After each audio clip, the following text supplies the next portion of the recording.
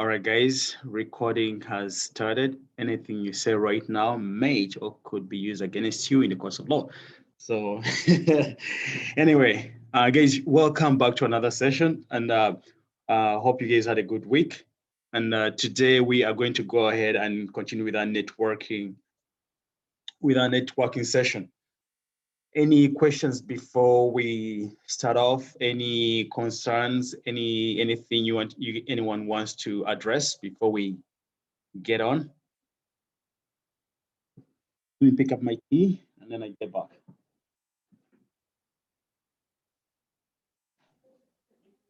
Hey, by the way, Jarvis, you did a wonderful homework. Yeah, your homework was exemplary. I think we're gonna use it to correct the others tomorrow. Thanks.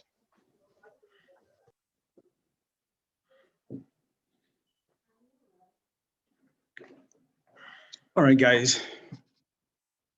Any questions before I start? You guys are all set and good with the previous notes that we have?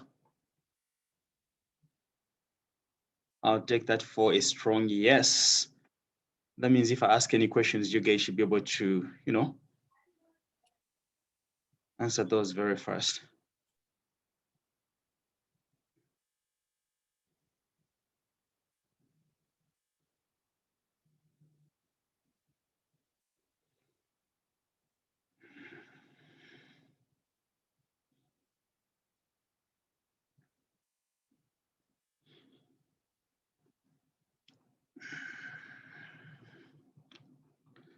All right, guys, based on where we stopped on layer 6.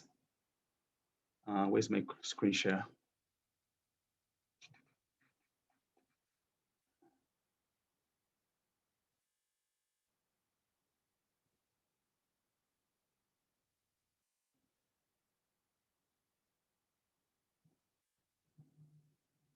All right.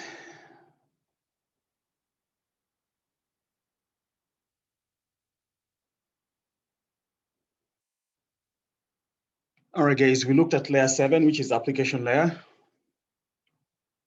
And we talked about how it's all about applications and how these applications have access to the network resources. And we talked about HTTP as one of the protocols. And we talked about applications like Chrome and Firefox, which use a protocol like HTTP to communicate.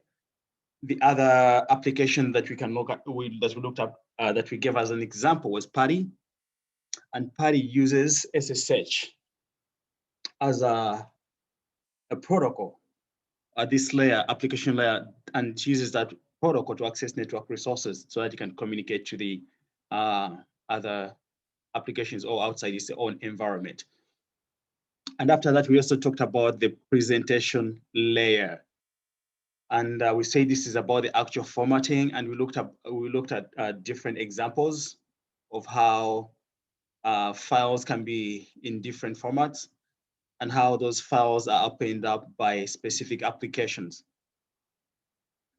So right now we're going to go ahead and look at the session layer. Hope you guys can see my screen clear. If you cannot see it, please let me know. If there's any visibility issues, let me know so that I can see if I can make any adjustments.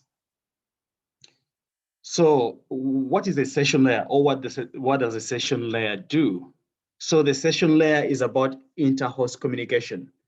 So it's all about establishing that connection between hosts, so that is hosts or applications can share information.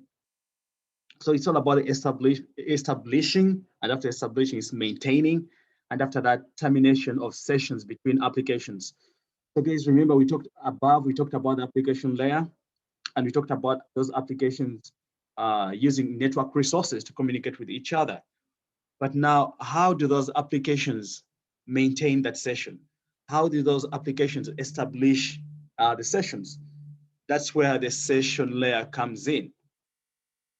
So we can have two applications or application processes on different machines establishing a session so that they can communicate to each other. So in Windows, we have PPTP, which is a point-to-point tunneling protocol, where two machines establish a tunnel. And using that channel, they can get to share information with each other. Guys, does that make sense? Come and say yes. Can you guys hear me? Yes. All right, good. All right, so that is the session layer. I'll assume you guys are good with the session layer. All right, guys, transport layer. So the transport layer of the OSI model. So this ensures end-to-end communication, reliability, and flow control. So it performs message segmentation. That means it's segmenting the data into packets or into the units in which that data can be transported. So it accepts a message from the higher layers of the OSI model. What are the higher layers of the OSI models that we have talked about already? Can someone mention those to me? We have application, presentation, section. And the session layer. So Yeah. the transport layer, guys, is accepting a message from the higher layers of the OSI model. Guess what? When you're working on your application, that message has to be transferred from your machine to a different machine. So application, you're using the applications to connect to the network. And after that, you have the presentation layer where it is formatted into the right format to be sent. After that, guess what? There's a session that has to be established. And after that, we go to the transport layer.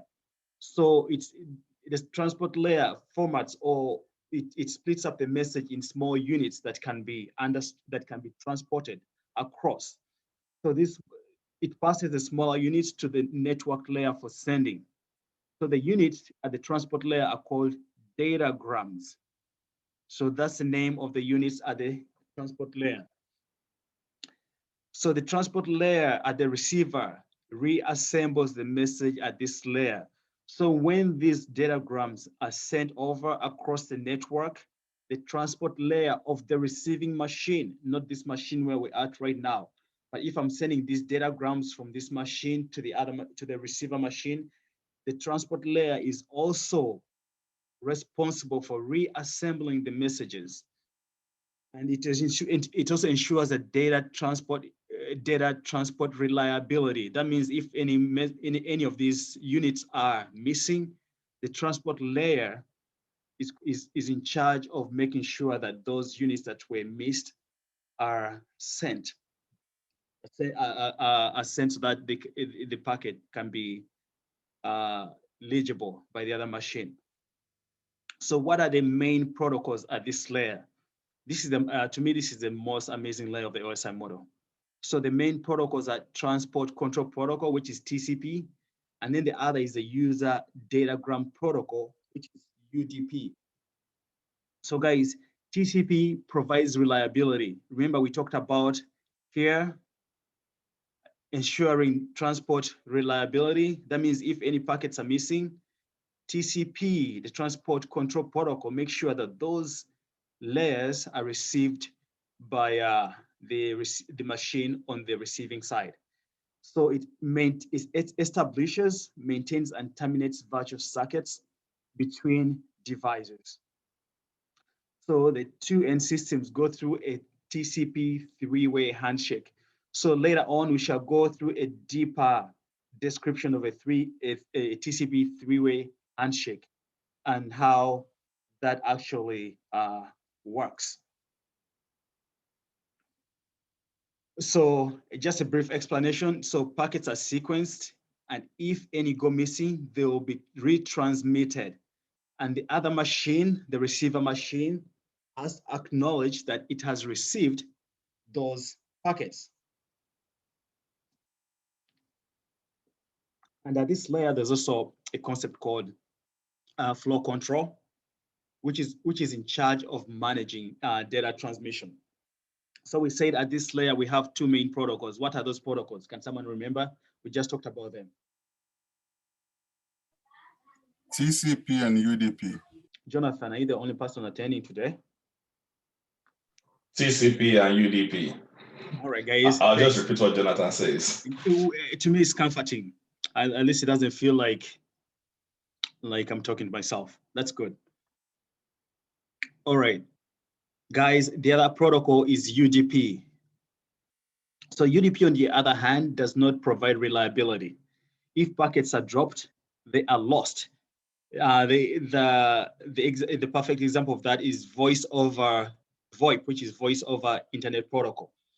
Let me just give an example. Okay, let me finish this. Does not retransmit lost packets, unlike TCP. So there's no reliability mechanisms like TCP. So UDP doesn't have any reliability mechanism.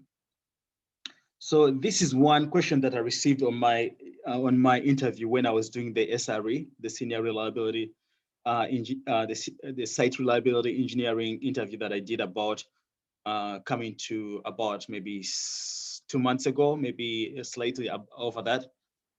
So TCP and UDP are things that are going to be asked at the entry level, but also they're going to be asked to you guys at senior levels. So if I'm to remember well, I think with the way he Senior Charles, sorry. Yes. So what were the interview questions about the TCP and the UDP? That's what I'm going to talk about right now.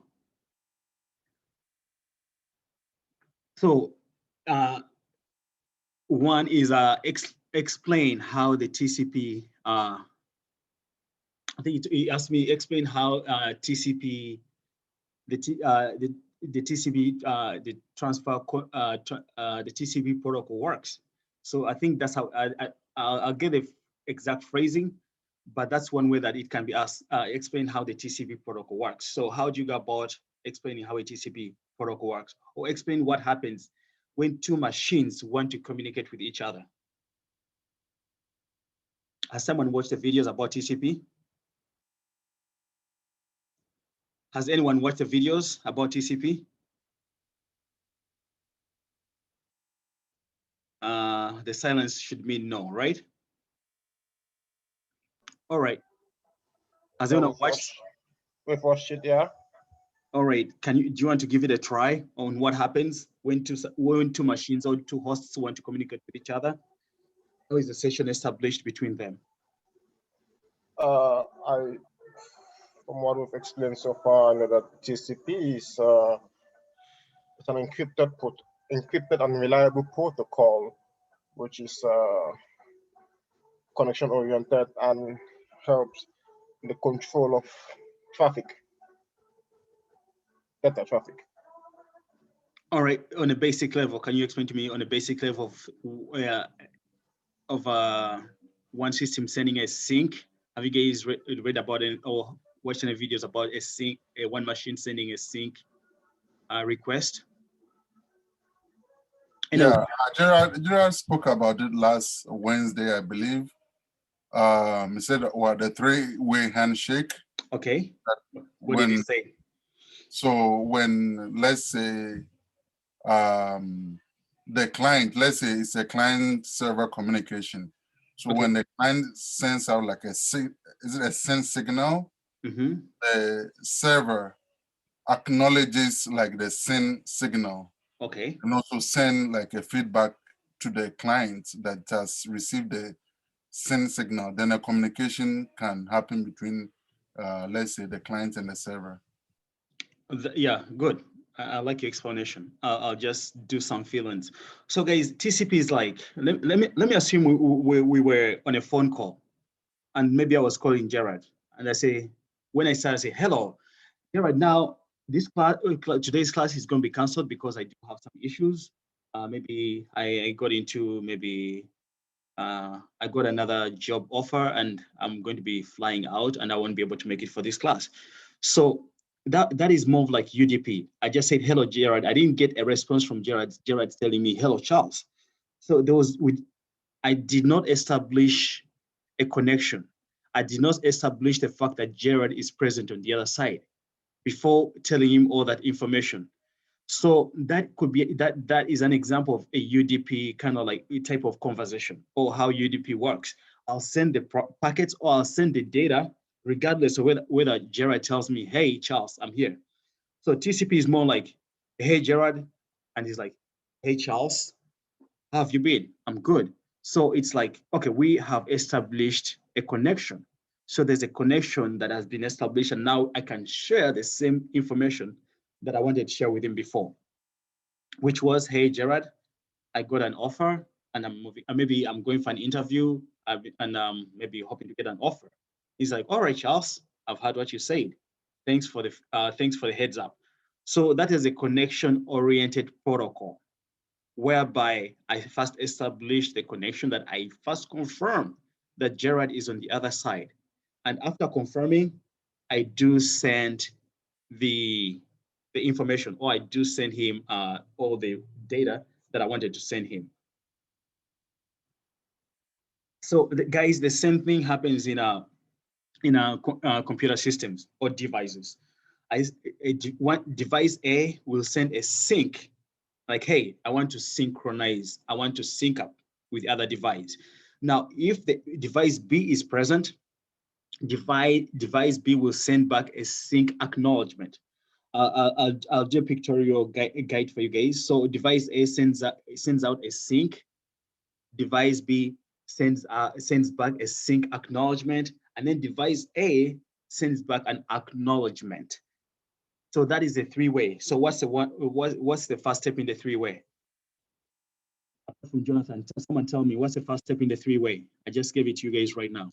Device A sends a message and gets a reply first. Not a message. I called it something. It's called a sync. A sync?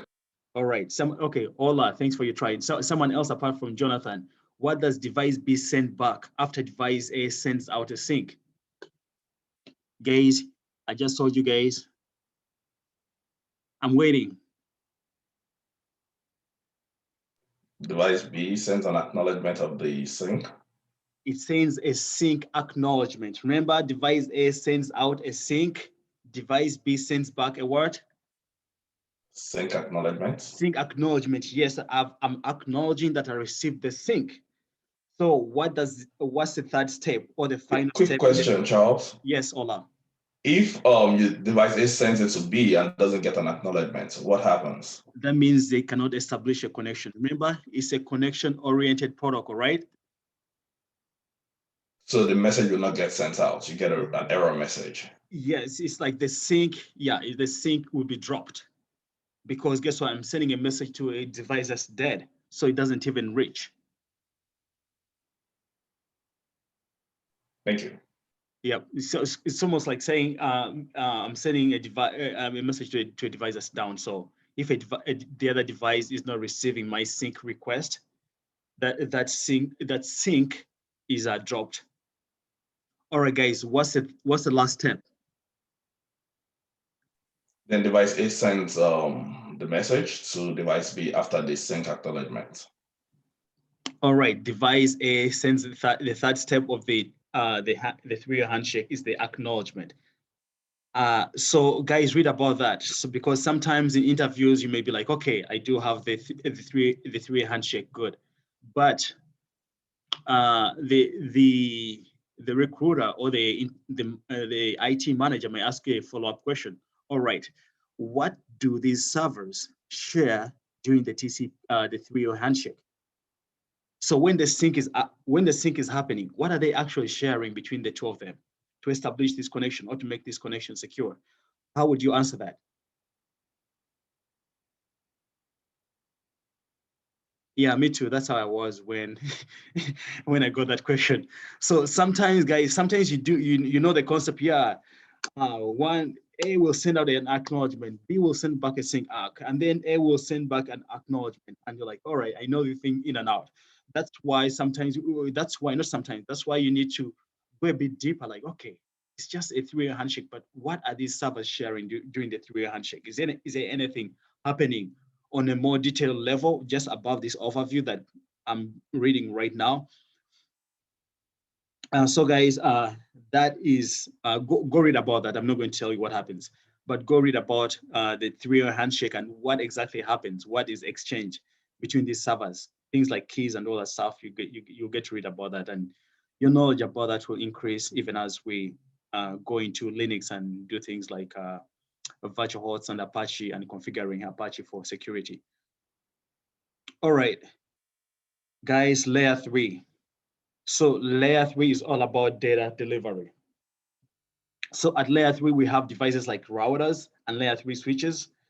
So these routers route data packets from one device to another. So layer 3 switches have router capabilities to route packets by VLANs within a network.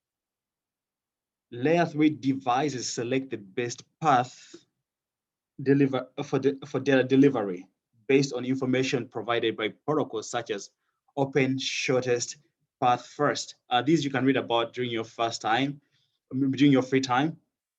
So there's no reliability at layer 3.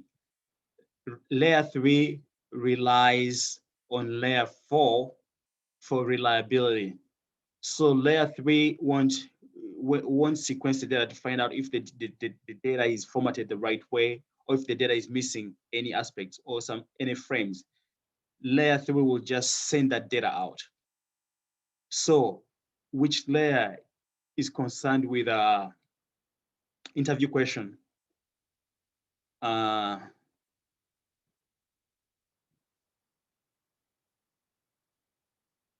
Which layer of the OSI model ensures reliability of data? Everyone should be able to answer that. Which layer, apart Jonathan, don't answer, please. Sorry. Layer 4. Ola, don't answer too. I wish I'd called. Okay, now Ola and Jonathan, you've answered. That means we're going to make it like a round robin. So a round robin is whereby we go, okay, since Jonathan answered first, Ola answered next. So whoever answers next, you're going to be like the third, fourth, up to number 9, and then we shall loop back into the same cycle. So it's kind of like a round robin algorithm. You guys will do that when you're doing things like load balancing. All right, guys. Network layer. Where am I? We have done the network layer. You guys will go through this. It's the same as the previous one, but just giving guys more information. And guys, now we're going to the data link layer. So the data link layer provides physical addressing and access to media. It defines or is concerned with how data is formatted for transmission over a network and how access to the network is controlled. Example is Ethernet, which uses a MAC address to transmit data. So guys, before data is transmitted, the two devices, device A should know which device it's sending the data to. How are devices identified on the network? MAC address. So no two devices have the same MAC address. So the MAC address is the identifier of a device assigned by the manufacturer. The MAC address is unique to a device. So guys,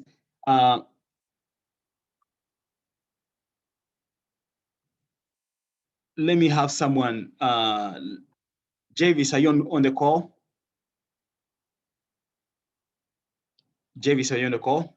Yeah, I am. All right, can you do an if config? Yeah, let me do that. /all.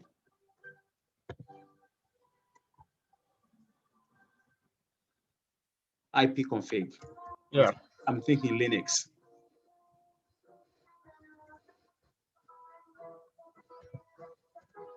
Guys, if you do, someone has some music in the background. I like it. I know it's kindergarten music, so calming, but can you mute yourself? Yeah, I'm the one. All right. Okay, that's fine. Cool. All right, Javis, can you identify the MAC address of your machine?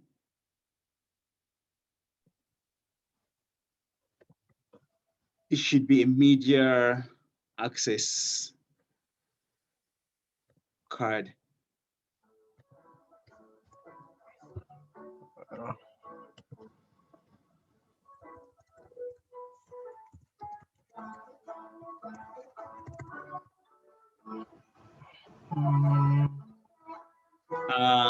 Jervis, we can still hear your music in the background.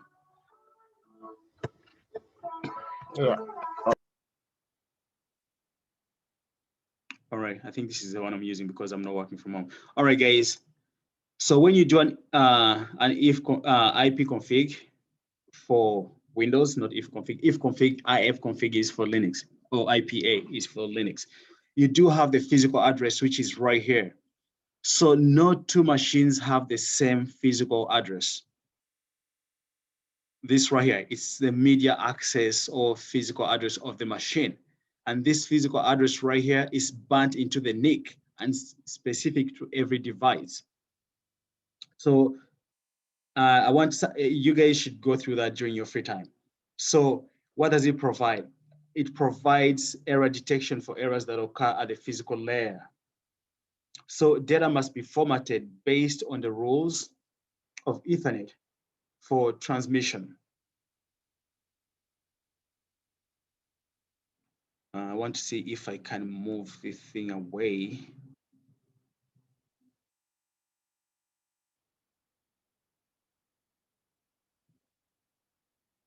All right, the data link layer ensures that data from higher levels is formatted correctly for transmission across individual physical links.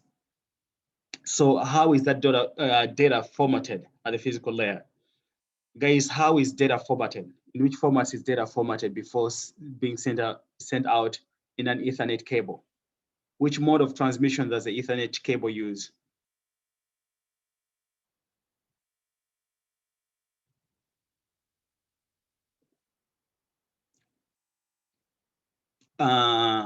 What's his name? Not Ola. Bismarck? Bismarck, are you on the call today? Yes. All right. Bismarck, how is data formatted at the physical layer in an Ethernet cable? You talked about it in the previous, not yesterday, but in the previous class. Electrical impulses. Okay. Remember that? So guys, It's possible to use, it's possible for us to use the package. Yeah, it's okay. I just wanted to remind the class what you talked about. So guys, so in the Ethernet cable, the data is formatted based on the kind of wiring you're using. It could be a copper. If it's copper, that's electrical. If it's Ethernet, if it's optical fiber, that would be light. So that's what the data link layer is all about. All right, guys, this is straightforward. So you guys will go and I'll share this after the class. You read about how data is actually transmitted. It's not really part of the OSI model, but it gives you a good picture of what really happens. All right, guys, the last layer is the physical layer. All right, guys, what's the physical layer all about in the OSI model? Javis, can you tell me that? Because we couldn't see the IP config. The physical layer is where the wired connections are established. For example, like your Ethernet cables. So yeah, let me say your RJ45 cable connection. Some kind of, that's the wired connection. Yep, that's one of them. Something. Anyone else who wants to go after Javis? Someone else apart from Jonathan went. We did have Ola go. Javis went. Jude, are you there? Jude, are you there? Bama, are you there? All right, guys. Like it says, it's a physical layer. So it's all about. Yes. Obama, you're there. Were Yes. You all right, welcome back. All right, so what's a physical layer all about, Bama?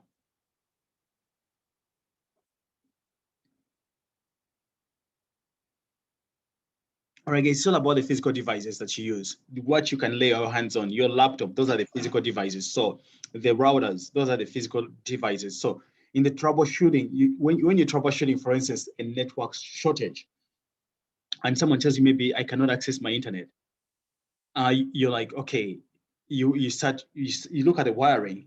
Is there Ethernet cable connected?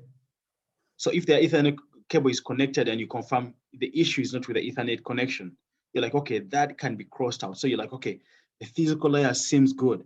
Let me go to the next layer. After that, you go and troubleshoot the next layer, which is the data link layer.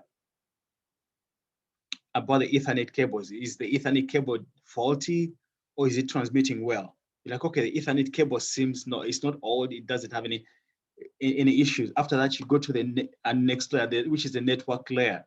So guys, do you see the importance of the OSI model in troubleshooting? No, you don't. Yes. Yes. All right. All right, cool. All right, guys. Sometimes there's hybrids or there are other versions of other models, not even versions, other models that can be used in networking. So the OSI model is the standard, but we do have other models like the TCP IP model, whereby instead of having the application presentation and session layer as separate, all those are bundled together into the application layer. So, and the data link and the physical layer are bundled into the network access layer. Can you guys see that? So the data link and the physical, that's the network access. The network layer is equivalent to internet. The transport layer is equivalent to transport layer in the TCP IP. And the application presentation and session layers are equivalent to the application layer. So this is another model that can be used sometimes when you're troubleshooting. And then we can also have the hybrid of these two, which is the application, transport, network, data link, and the physical. So guys, that's a quick run through the OSI model. Anyone has any questions? And I would advise you guys do a bit more reading about the OSI model because I went through it a bit faster, but go over these notes over and over again. And also you do have the networking videos. Watch those videos. You guys had like 6, we're having almost like a month on networking. That should be enough for someone who has one job to go through the network plus videos, 1 month. If you're to say maybe I'm sleeping for 8 hours, I'm working for 8 hours, and I do have 8 hours, I can use 4 hours of that for class, for my videos each day, and then the other 4 hours for whatever else I need to do. I think that's Senior Charles, one quick question, please. Hmm? So, looking at the 3 different models that I see on the screen, is there a reason why one would choose one over the other? Let's say the hybrid model over the TCP/IP? So for instance, there are things like software-defined networking where developers kind of like use like virtual machines where you have to configure like application presentation and session within the same like application. So that is one of the reasons, because nowadays you may find that as a developer, you may be a developer, but you need to have some knowledge about how sessions are established, right? You don't have to just deal with only applications. So having the knowledge of session, presentation, and application bundled up into one as a TCP IP helps you as a developer have knowledge of the session, presentation, and application into one. This is more detailed, and this can be used by network engineers to troubleshoot the entire stack of the OSI model. But here, if you're working on a VM as a developer and you're spinning up your own VMs, yes, then it could be essential to have some knowledge of software-defined networking and how virtual machines can be spun up. So that's one of the reasons why maybe a hybrid or a TCP IP could be more important than just the OSI model. Thank you. Quick question. Mm-hmm. And this, we might not be able to answer this in this class right now, but so we have the MAC address and we have the IP address. Yes. In what situations do we use both? Because they are both unique to every device on the network. Yes, they are. So in what situations do we use the MAC address and in what situations do we use the IP address? Or does the network use both of them to achieve the same results? So what's an so all right, what's an so the IP address can change, right? Yes. Is that Bama? Who asked the question? Yes, that was Ola. Ola, are you the one who asked the question? Yes. Okay, let's talk through it. Can a device's IP address change? Yes, after 2 weeks, if you don't renew it. No, actually, right now I can change my IP device, the device of the IP address of my device to something else. In the morning, in the afternoon, I can make it something different. In the evening, I can make it a different one. Actually, I can change it every 1 hour. I can change it every 1 minute if I wanted to manually and configure it. Or I can do it. I can request it. I can request my DHCP server to reassign a new IP address to my machine. But can I do that for the MAC address? No, that's with the NIC, so you cannot change that unless you change Yeah. the NIC. So for the MAC, your device will die with its MAC address. It's almost like a birthmark, unless you go for surgery. So ruling out surgery. It's almost like a MAC address is almost like having a birthmark. You have it from the time you are born to the time that you leave the earth. You always have it. So that's what a MAC address is. And a MAC address is the base, is the way a device is identified. Like when packets are sent, how are those packets routed to the right device?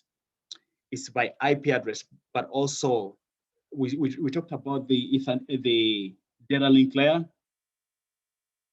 right here, and we say that MAC address is unique to a device, and data must be formatted based on the rules of Ethernet for transmission. So data link layer ensures that data from high levels is formatted correctly for transmission across the individual physical links.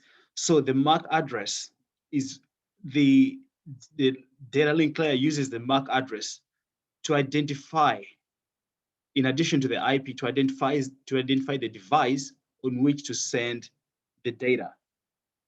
Oh, I get it now. Thanks a lot, Charles. I can see the difference. Yeah. Let me just add something. So think of the MAC address as a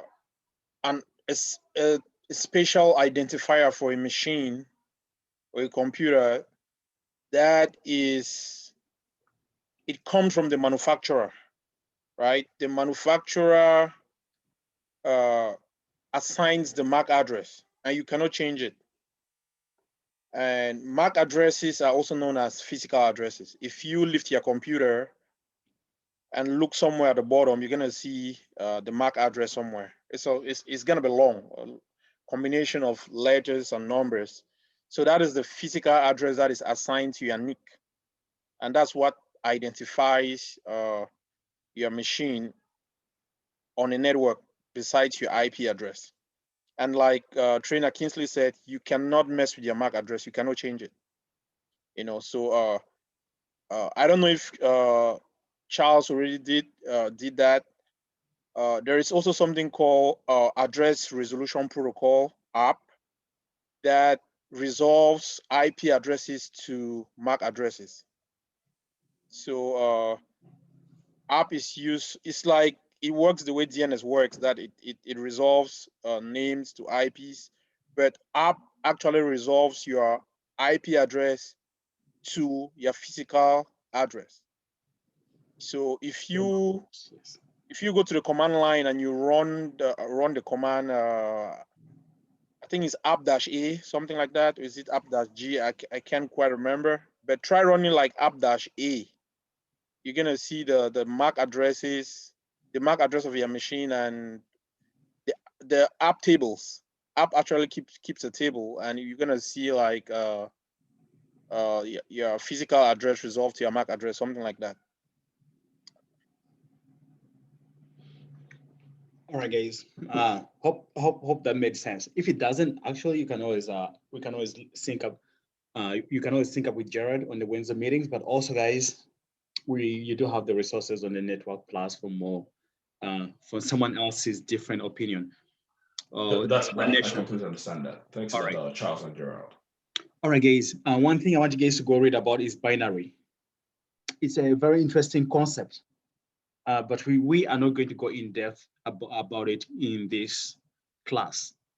It's a bit more detailed, and it's toward people who are going to the networking path. But studying about it and reading about it will open up, will blow out your mind and give you a more deeper understanding of how computer systems work. So guys, all computers function by using a system of switches that can either be on or off. And that's it, guys. Where off is 0 and on is 1. So, and the binary values of that are 0 for off and 1 for on. So let's just assume maybe you have a cable, and let's say that cable can either have current on it or does not have current in it. So when the cable doesn't have current in it, that's a 0. And when the cable has current in it, that's a 1. So no current is 0, current is 1. So with on and off, on and off, on and off, on, off, 3 different combinations of ons and offs, or zeros and ones, that's the basic level or the fundamental level of how computers or all these devices that we use get to communicate with each other. So for the homework for that, you guys are going to read about the binary, and how, in addition to that, you should read about how to convert binary to decimal and how to convert IPv4 to binary. Guys, if you do this right here, you are going to have a more deeper understanding of IP addressing. Can you please highlight those for us, Charles? You guys can watch the videos and highlight, like how do you mean highlighting it? I try to make it bold, but yeah, like the stuff that you want us to go deeper into, like just please. So while we're going through the notes, we know this the important stuff that we need to go deeper into. Homework. I just said homework, guys. Just read about binary and how to convert binary to decimal. Yeah, maybe I'll see if I can send specific bullet points in addition. But right now, yeah, just read about what binary is, how binary works. This video is being recorded, so you can follow my prompts. But I'll see if there's any other useful information, maybe videos that I think you guys should need access to. I'll post those in the Slack channels. Sounds good? Yep. Yeah, I'll post those in the Slack channel in case I get some of those. So guys, read about binary. All right, guys, now we're going to talk about IPv4 or IP. So we're going to in the next coming section, we're going to be talking about at what time are you having our break?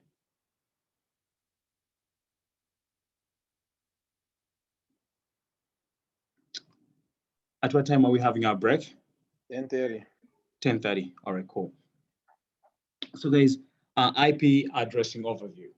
So we're going to talk about IP addresses, class A, class B, C, D, and another D, which is supposed to be an E.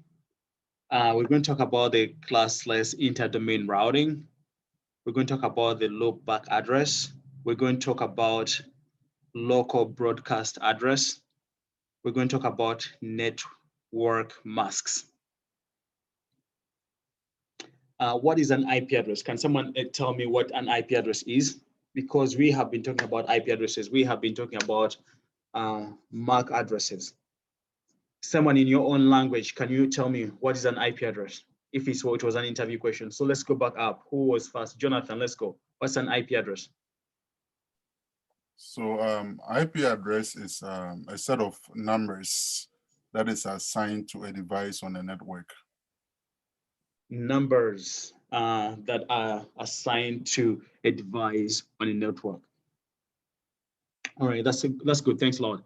So it's a layer 3 logical address assigned by an administrator. It doesn't have to be an administrator, but anyone can assign these. But in terms with the networking aspect, That's one of the roles of an admin. So the IPs reside at layer 3 of the OSI model. What is the layer 3 of the OSI model? Ola, you have 5 seconds. What's layer 3 of the OSI model? Network. Awesome. All right. It's used to uniquely identify specific devices on a network. So this is not the, this is different from the Mac. So this is on a network, identifying device on a network.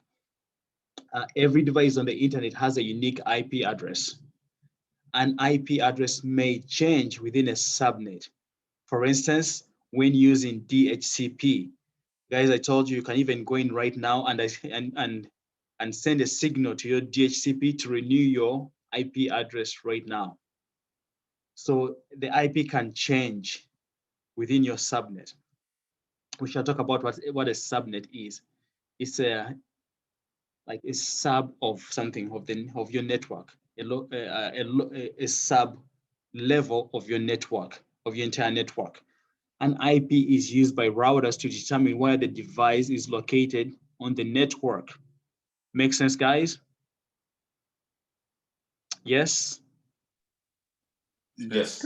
All right. No two devices should have the same IP address. Guys, why? Why shouldn't two devices have the same IP address? Someone give me use an analogy of human beings and street addresses and physical addresses. Explain to me the concept of IP addresses and networking. Can someone give that a shot? Charles? Yes, I can. I'm listening. Yep. Yeah, just a quick tip. I think the layer 3 of the OSI is the session layer. So I'm going by Ola's answer to your question. Layer 3 is supposed to be the session layer, and IPs. Wait. IPs don't reside in the session layer. Did he say? Session layer is layer 5, sir. No, it's the network layer. He's right. Session layers. Go back to where you just to the notes. Go back to the slide you just left. About IPs. Yeah. So you see, yeah, layer.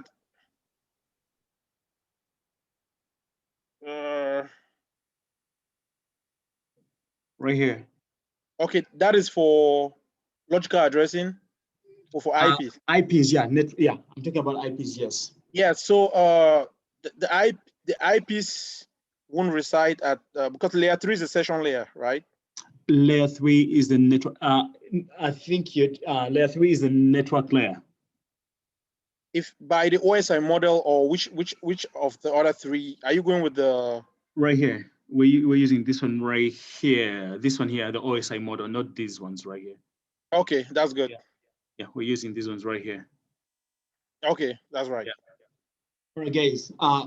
No two devices should have the same IP address. Why? And I said, give me. Someone should explain it based from a physical, not a networking aspect, but use a physical illustration from the real world that we're living in concerning humans and their homing and their homes and their street addresses. To explain I can give it a try. Jarvis, let's go go Jarvis, I gave a good example on I think last week. So you guys should be able, even Jonathan, you should be able to answer that question. I will talk about home addresses, for example. Okay. If we have the same, if the postman has to deliver a mail and he finds that there are a particular address has the same, there will be a conflict, and he will not know which particular address to deliver the mail to. Yeah. So that's what can happen if two devices have the same IP address. We'll call it an IP address conflict. Amazing. That's amazing. You guys got that? All right. Amazing. So private IP address are NATed to public IP addresses that are unique.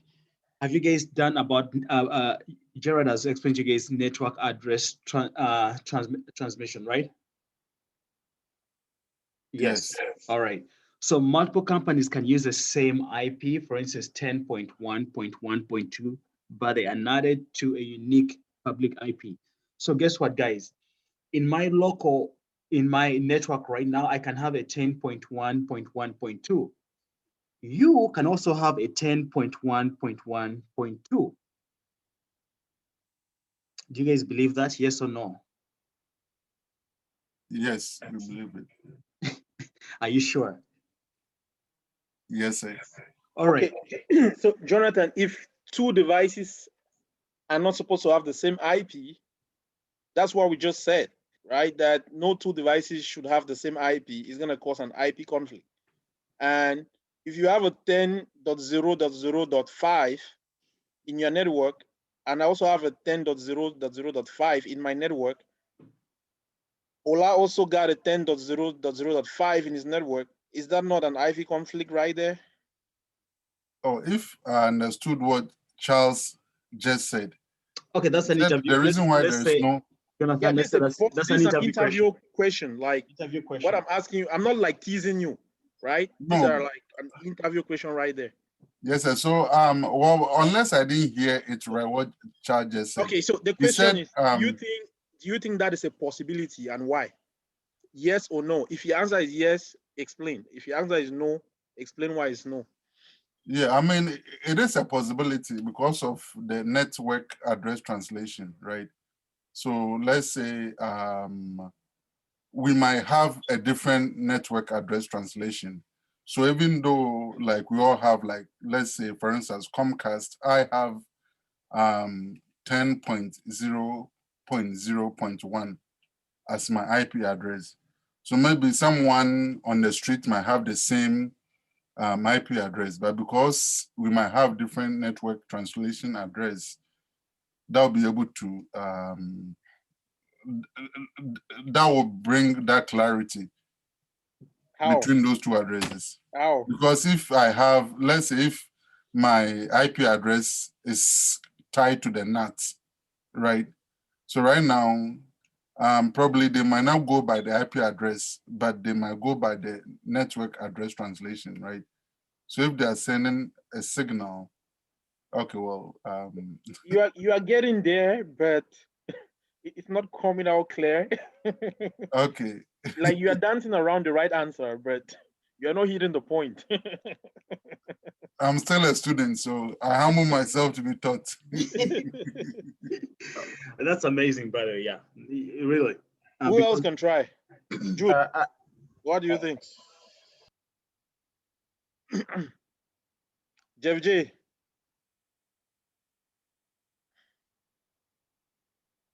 You want to give it a shot?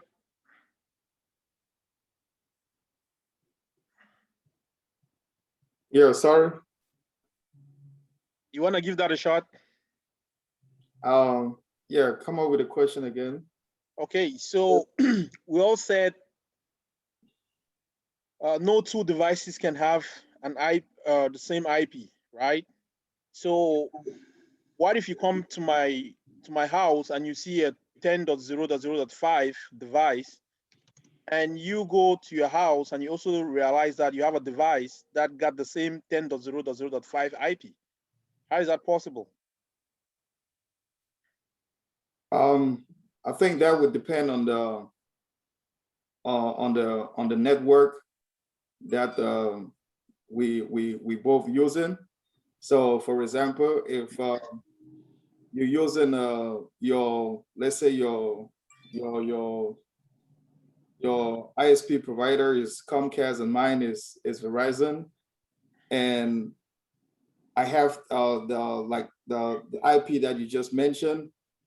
I think we have a different ISP, which is possible for you to have that same IP address assigned to your network, and I have the same IP assigned to my network as well.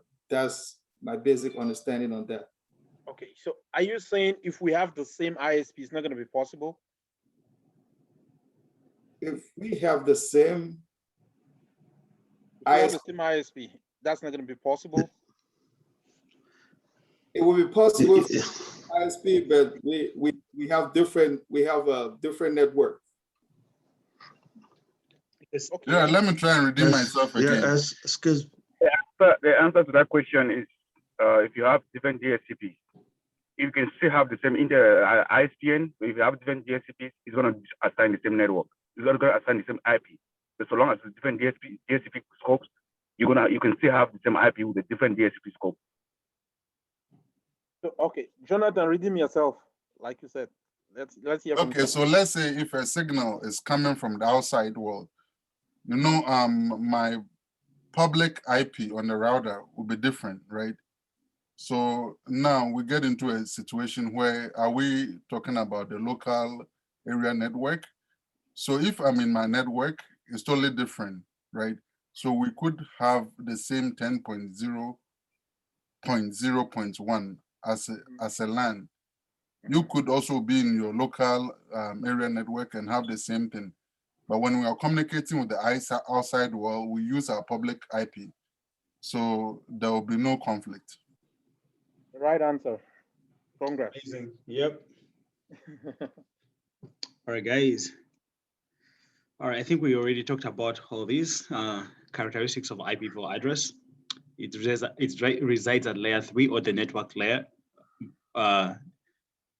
protocol. It's connectionless. It's a connectionless protocol, so it doesn't handle anything like retransmission of data or packets once they're lost, which is different from the TCP, which is at the layer 4, the transport layer. So it's a best effort delivery. There's no guarantee of packet delivery. All right, I do have homework for you guys.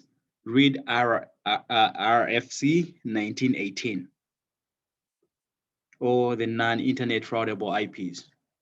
You don't have to go through the entire paper, but just read through it to just get a general idea. Because if sometimes you may tell someone, I do have 4 years of experience in IT, or the knowledge that you have is what, 3 years, and they ask you what's RFC 1918. They may just want to ask you a question just to throw you off. So read about RFC 1918. I gave you guys already a clue what it concerns about right there. All right, guys, this is going to make way more sense when you do this right here. When you do this right here, the binary, this homework right here, this right here will make way more sense. So the format of an IPv4 address. So it's a 32-bit address or binary number. So like I said, converting IP address to binary. So it's composed of 4 octets. So for instance, let me say my address is a 10.1.1.1. This 10 right here has 4 octets. This one has 4 octets. That is wrong. What I said is wrong. 4 octets, that means it's 4 times 8. Octet is 8. So this 10 here is in binary is an octet. This one is an octet. This one is an octet. This one is an octet. So when you hear me saying something wrong, do not hesitate to remind me that I'm not saying something correct, because I said 4 octets. Octets means 4, right, guys? Yeah. So when I say 4 octets, what am I saying?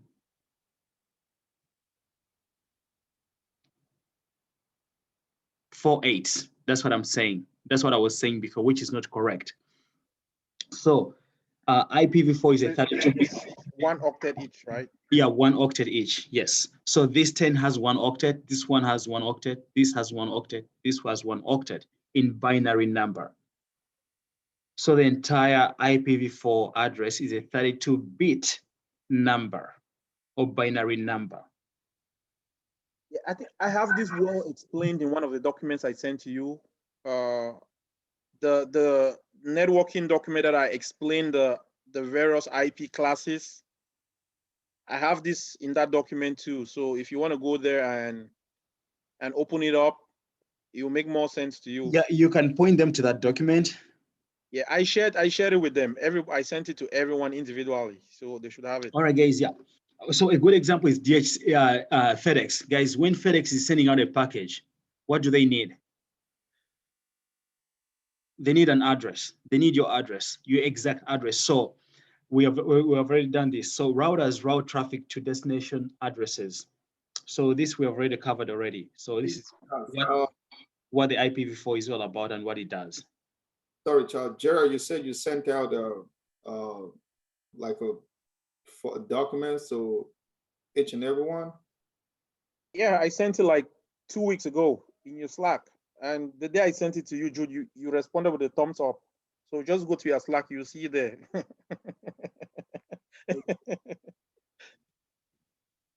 All right, guys, again, the octet, after going through the binary homework, you guys should be able to understand what this means. How this IP, which is 10.1.8.2. Senior Charles. I'm listening, sir. Yeah, sorry, one quick question. That's okay. Yep. This terminologies. Yeah, so please, what's the difference between routes traffic and route data? Is it talking about the same thing, traffic and data, or is two different things? What's the difference between? When you are saying that, this computer or this network is routing traffic or like data, like are they the same? So traffic and data are the same thing. Routing is like sending it. So if I say this laptop or this device is routing or is sending, okay, in layman's term, you say it's sending. If you don't have IT background, this device is sending traffic. In IT terms, this device is routing data or routing packets. Does that make sense? Thank you. Thank you. All right. So guys, when you do the binary, you should be able to understand the format of the IPv4 being a 32-bit binary number and being able to convert an IP address like a 10.1.8.2 to binary. So like I said before, you're going to do this for your own to just kind of like explore, kind of like go in a bit deeper to see how things work from a networking perspective. All right, guys, the format of an IPv4 address. So IP addresses consist of two portions. They do have the network portion and the host portion. The host portion, this is not correct. This right here should be right here. The network ID, the network portion is the network ID, and then the host portion, which is the host ID. So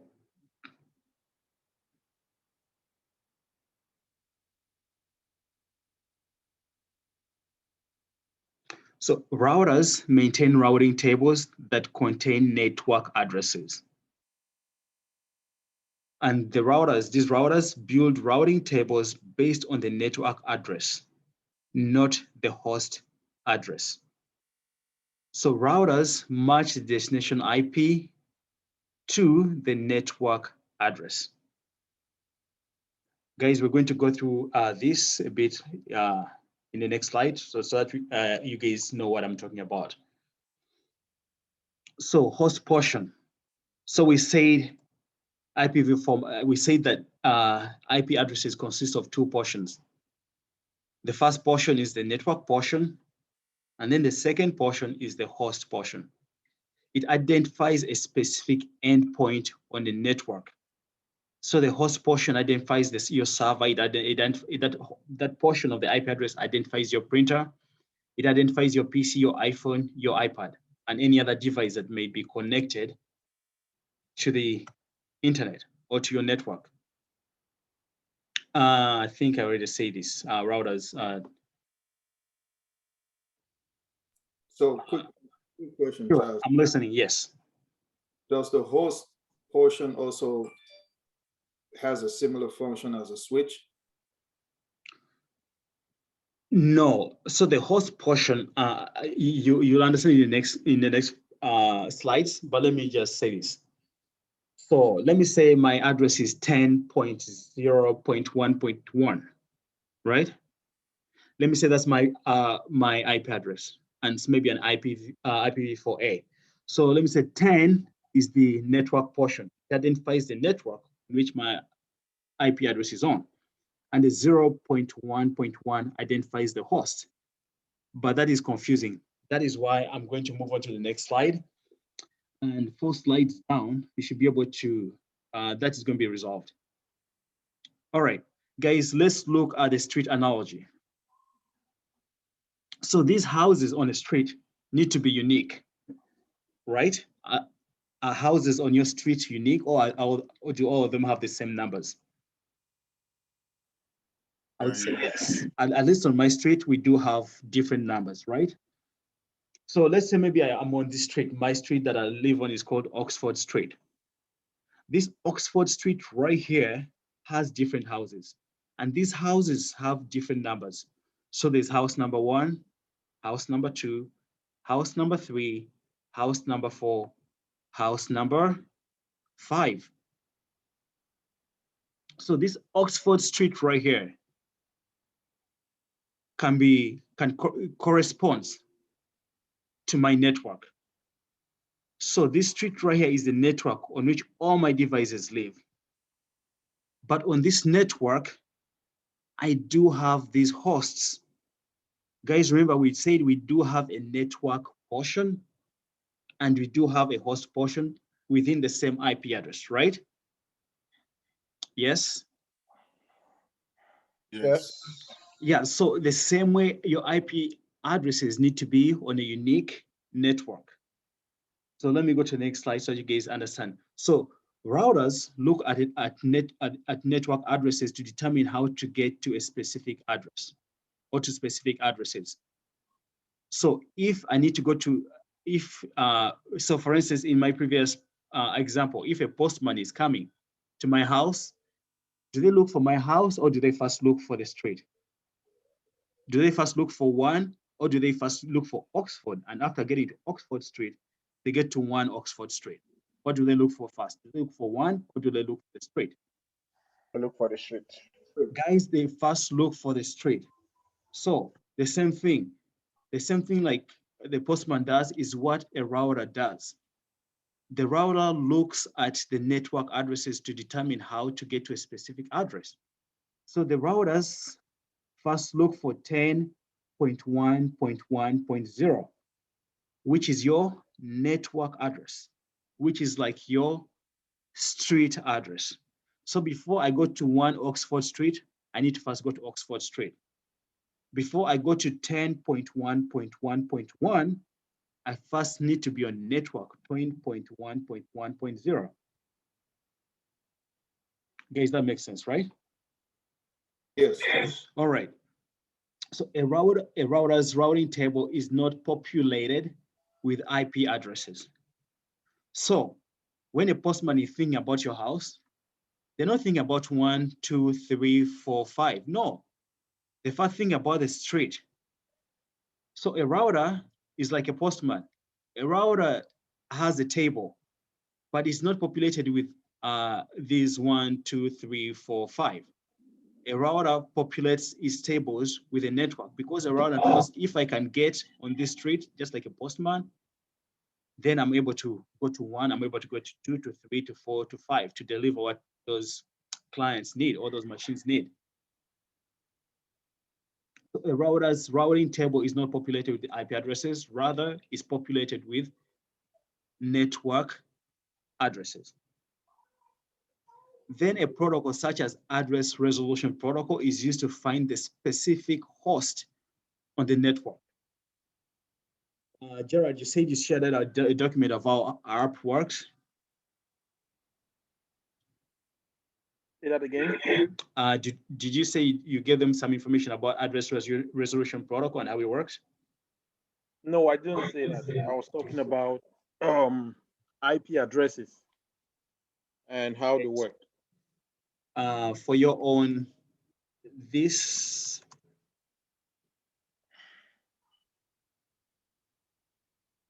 All right. they guys read about how ARP works, how the address resolution protocol works to identify these hosts, specific hosts on a network. But this is not the most important thing to take out from here. The most important thing is I do have a street and I do have houses on a street. I do have a network and I do have devices on that network. If I can get on this network, I can get on all these devices on that network. So that's how routers work, or that's how IPv4 is configured to work within a network. Guys, any questions? Yeah, I just want to ask something relating to your computer settings. Like, for example, when you set your computer network settings to a public network, is it the same analogy that's used here if your computer is set to like you put it to like public network, private? What do you mean by public network? I think when you go to there is some on internet settings on your device, for example, there is some setting where they ask you, do you want your device to be a private or a public network?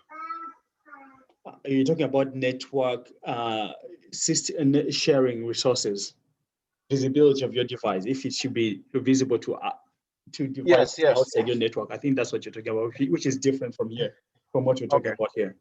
Okay. Yeah, right. I think, yeah, that is file and something sharing. Yeah, that's it. Yeah, that is different from what we're talking about here. Yep. Okay. All right, guys, I already talked about this right here.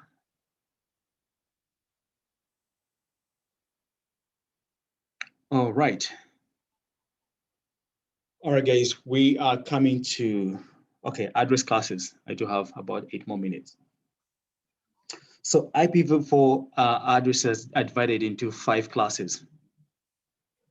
That's A, B, C, D, and E. I don't know why I left them out here, but they should go up to E. These are used for, okay, yeah, I left out the other one because A, B, and C are used for unicast traffic. That means if packets that move, unicast traffic is for IP packets that move across networks. I'll take myself back. IP packets that move across networks flow from a single point, such as a website, to a single endpoint, such as a client PC. So that's what unicast traffic is. Packets moving from a single point on a network to a single end device. So contrast this with the multicast traffic, whereby packets move from a single node or a single endpoint to a single device to multiple endpoints in the network, which is explained here for class D, which is multicast, what I just explained. Data transmission is addressed to a group of destination computers simultaneously. And then class E is for experimental purposes. Interview question.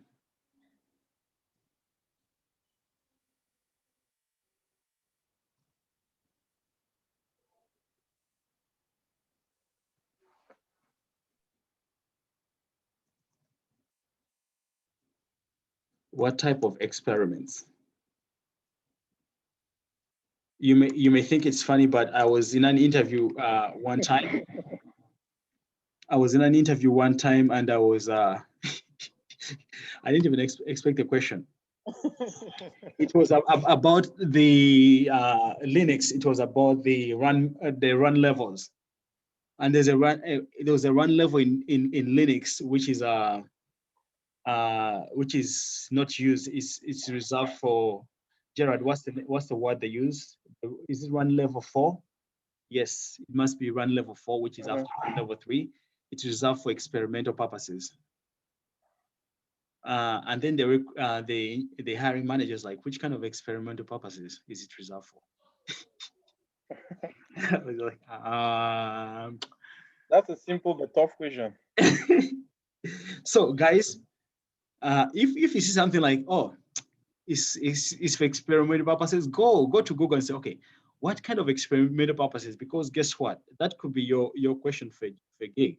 Like it could be your breaker, like your do or die kind of question for that role. And also it boosts your interview if someone sneaks in something that they think may throw you off track, but you've read it somewhere maybe 5 years ago and you're like, oh, it sticks to your mind because it kind of like stands out. Why is it that only this IP address class E is for experimental purposes?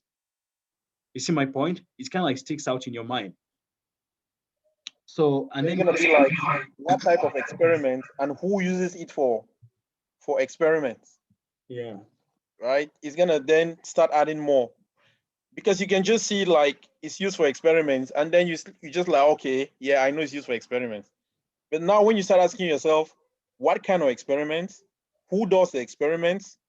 Who experiments with this IP address? You're like, okay, there's more to this thing than the one line I just saw that is used for experiments. Let me actually dig more and find out who uses it.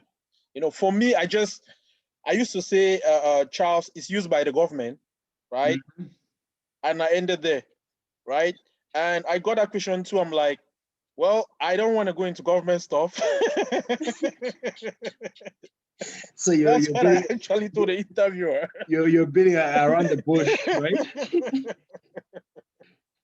It's like I don't want to be tracked by the NSA, right? So it's like you tell the interview, let's not talk about that, please. I don't want to be tracked by NSA. Let's not agitate the NSA. You know. Oh, All right, cool. hello. Hey, is that Bismarck? Yes, sir. Please, Hey, one short question, please. Uh-huh. Concerning the concept of run level that you just raised. No, let's not talk about run levels. Yeah, no, I'm not saying we're talking about it. And yeah. how do we see our run levels in this window? I don't know, but when we get to run levels, I'll show you guys how to do it.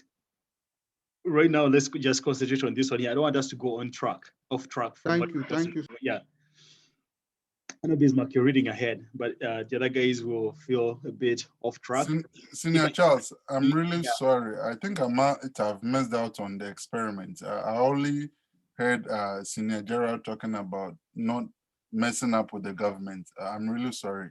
No, it's fine. We're trying to give examples of where you make an excuse during an interview, where they tell you, okay, you have said that it's used for experimental purposes, and Gerard said he used to say it's used by the government, and he doesn't want to go into that. So, Jonathan, if you look at the document, it says Class E is for experimental purposes, right? And Charles was saying that you don't just say that in an interview and end there. And in his interview, they asked him what kind of experiments, and he was stuck, you know. So he was saying that when you're doing at your study time, you should be curious while you're studying. When you see something like it's used for experiments, go find out what kind of experiments, because you never know how deep your interview will go. You know, I've had it too. I mentioned it's used for experiments. I knew the government uses it, that class of IP, and I'm like, anything government is classified, so I didn't bother, right? Yeah, the best. And they asked me, I'm like, okay, I know it's used by the government, and I don't want to go into government stuff, you know. But the best answer to that right there, you know. So always taking one step just to be. The best answer I always give to that question is just that it's military use. That's it, ends there. You don't want to go into details. But would they require you to go to details, or no, don't require you to go into details, but at least they know that you know that it is used by the military for research purposes or for whatever. You know, they're not gonna ask you what kind of, but at least you know. They know that you know that displays more knowledge on what you're saying than just saying it's used for experimental purposes. And they're like, what kind of experiments? Who experiments are you don't know. So that makes your answer vague.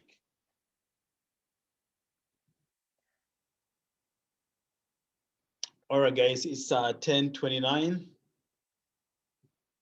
All right, let me just finish off this slide. And then we do have IPv6. So these do not use classes. And then we shall come back and do a command line and try to identify IPv6. And then IPv4 addresses were replaced by classless interdomain routing in 1993.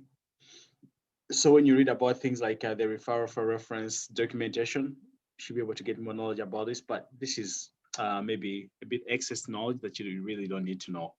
But the CIDR concept is important. CIDR. Yeah, CIDR is a very important concept to understand. All right, guys, this is the time that you guys get your 10 minutes. Did you guys found the document I was talking about?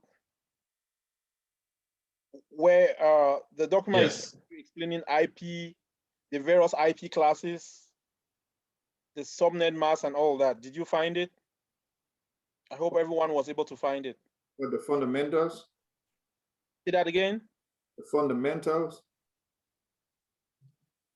Yeah, I think I'm not sure how I termed it, but if you read through, I explained to you the structure of an IP address. Yeah, like yeah. Everything Charles is saying today, the network portion and the host portion, and why an IP is an 8-octet or 4-octet number, right? Or a 32-bit number. I explained all those things. And then I explained to you the difference between IPv4 and IPv6, right? Because those are all interview questions. They can ask you, how is an IPv4 address different from an IP6 address? You should be able to answer that question based on the document I sent you. It's straightforward. Is it the document that says networking fundamentals? I don't know how I termed it, but just scroll through the document. If that is it, then everything I'm saying should be there. You see the various IP address classes. The class A, the class B, class C, class D, and class E. And then I remember on that document, I said class A starts from 0 to 126, and 127 was left out. And then I said, why did they skip 127 and went to 128? And I told you guys to go research it. Someone said it was because 127 is reserved as the loopback address, which is the right answer. And I included that in your homework, like what is the loopback address and what is it used for? So that document is very important, guys. So go look at it, master your IP address classes, because you should be able to see an IP address and tell whether it's a class A or a class B or a class C just by looking at it. Gerard, am I starting the time? Yes, go ahead. All right.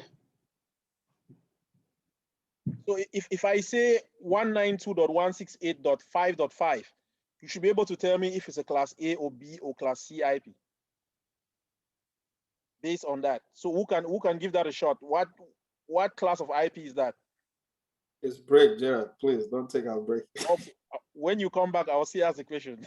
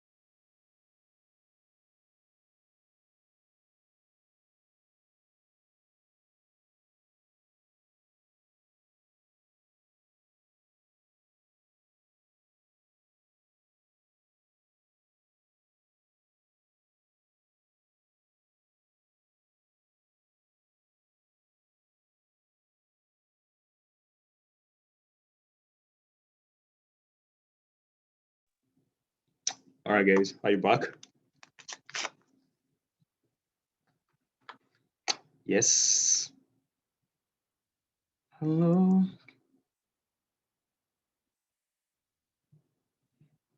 I'm looking for. Hey guys, are you back? Yes. Hello. Somehow. All right, cool. Yes, Allah's here. All right.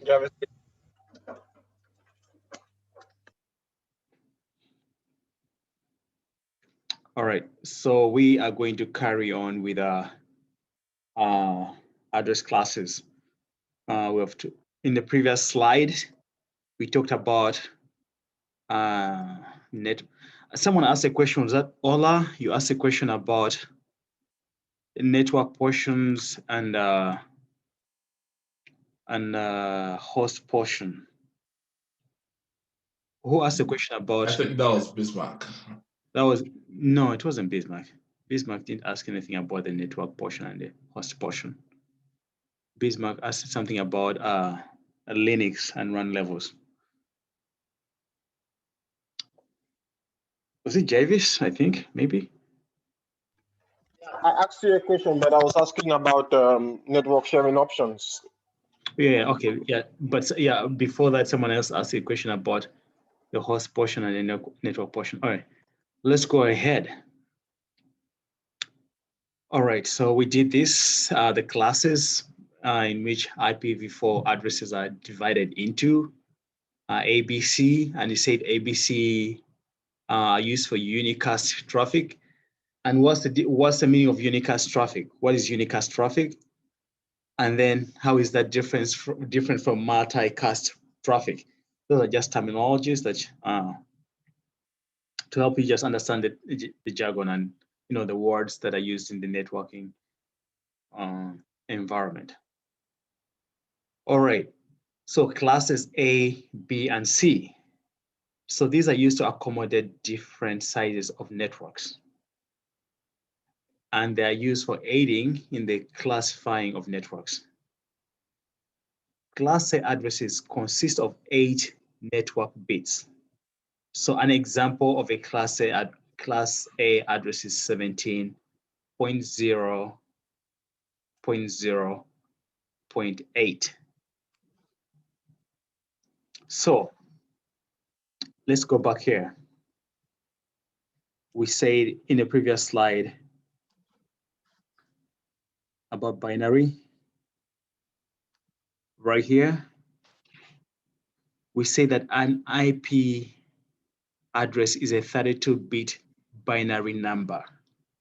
So if it's a 32-bit binary number, how would we get 32 when we have 4 segments? That means each of these right here is an octet. So this is an octet. I'm just giving you this IP as an example. 10 is equivalent to an octet in binary. This one is equivalent to an octet. 8 is an equivalent to an octet, and 2 is equivalent to an octet. So it's 4 times 8 gives you 32. So coming back here, I just told you guys that a Class A address consists of 8 network bits. So it's a 17.0.0.0/8. What does the 8 mean in this IP address? Interview question. The 8 means it's the first octet. It's what? The first octet.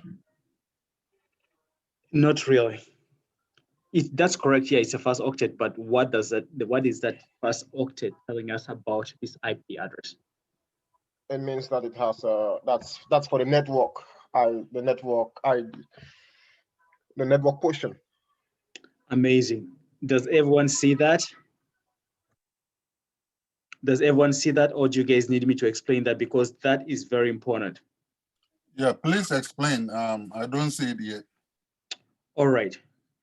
So we said that an IP address is a 32-bit binary number, right? At least, let me go back here. Right here. Yep. It's a 32-bit binary number. So the 10.1.1.1 is in decimal. But if we convert this to binary, it's 8888. Each portion is 8 bits. So XXXX is an example. It could be anything. It could be 190, 168, 250, 253, or 252.3. But each one of them is worth 8 bits. So if this is 8, this is 8, this is 8, this is 8, and each one of them is 8 bits, that means all of it, or all of this right here, or any other IPv4 is worth 32 bits. So if this is a 10.1.1.1/8, and here, so I'm combining two concepts. I'm combining the concepts of binary and an IP address being 32 bits with classifying. I'm trying to classify an class A address. So I should make this more clear, maybe. That's what is maybe classifying IP addresses. So that's what we're trying to do right now. Okay. So a class A address or class A addresses consist of 8 network bits. Example is 17.0.0.0/8. That means 17 right here, guys. There was 17 that you're seeing right now. That's the network portion of this address right here. So if 17 is the network portion, what is the host portion, or which part of this address can be used to generate hosts?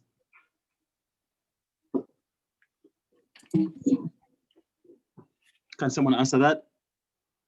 Yes, sir. The last two set of zeros can be used to generate the host portion. All right, that's true, but not entirely true. You left out something else. Is it the last one? So the network portion is 17.0.0. Then the 0 belongs to the host. All right. I think the 8 is the host portion. Oh, the 8 is the host portion. All right. Okay, let me read it again. Class A addresses consist of 8 network bits. So we say each of these consists of a bit. This is 8 bits, right?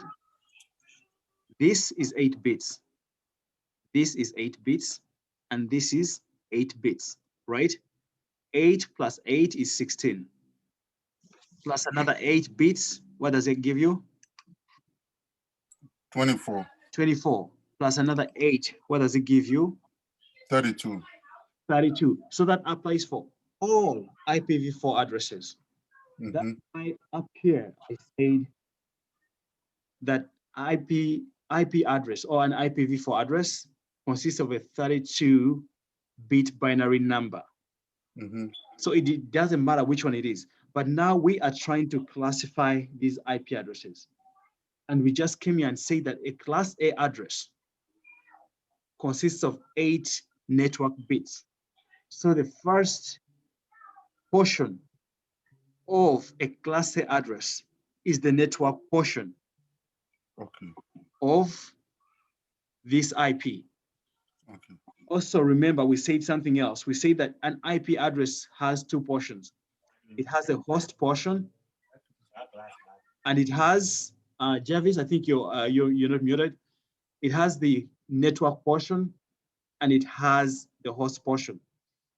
So if, based on what we're seeing right here, if 17, based on what you're saying, if 17 is the first portion, and that first portion is the network portion, which part consists of the host portion?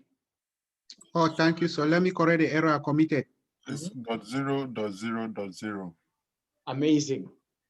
Bismarck, is that what the same thing you wanted to say? Yeah, I saw the error because the blunder I blundered was because I was considering a universal formula that the first two portions are the network portion, which is not true, because the first two portions will be true depending on the class of IP that I'm talking. Thank you very much.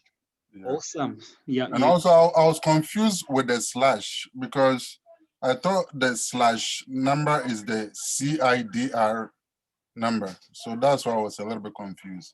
Sorry. Thank you. Now I understand now. Yep. So we just do a /8 to denote is this first portion, and that's it.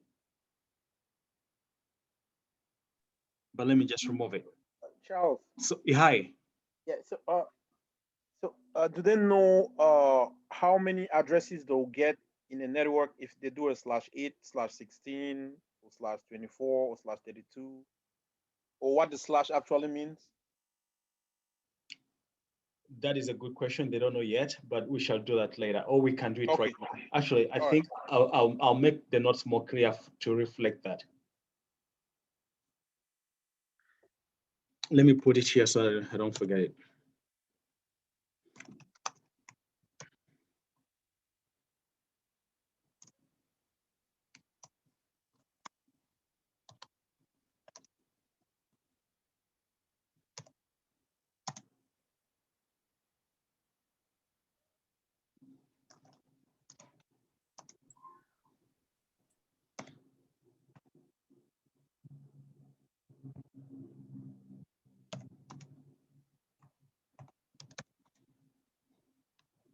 All right. All right, guys. The range for class A is from 0.0.0.0 to 127.255.255.255, except 127 is reserved for the loop back. Example of a loop back address can be or is a 127.0.0.1. Have you guys tried to ping 127.0.0.1? All right, we shall go ahead and do that. And then 0, this 0 right now, the first one here is reserved for the default network. Example, your PC cannot get a 0.1.1.1 because guess what? That's for the default network. So the actual range for the class A address is from 1 to 126. Or if you want to write it out completely, it's a 1.0.0.0.0 to 126.255.255.255. But you can just say it's from 1 to 126 if you want to write it out like this. So guys, let's go ahead and power up your consoles. Everyone, get to the console.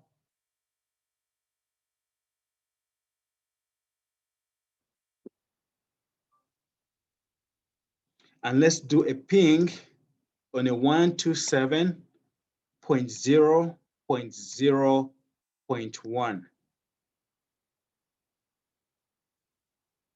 The first 4-5 people together, tell me you're there so that we can run this command and see what happens. I'm there. That's one. Let me see if it can give me.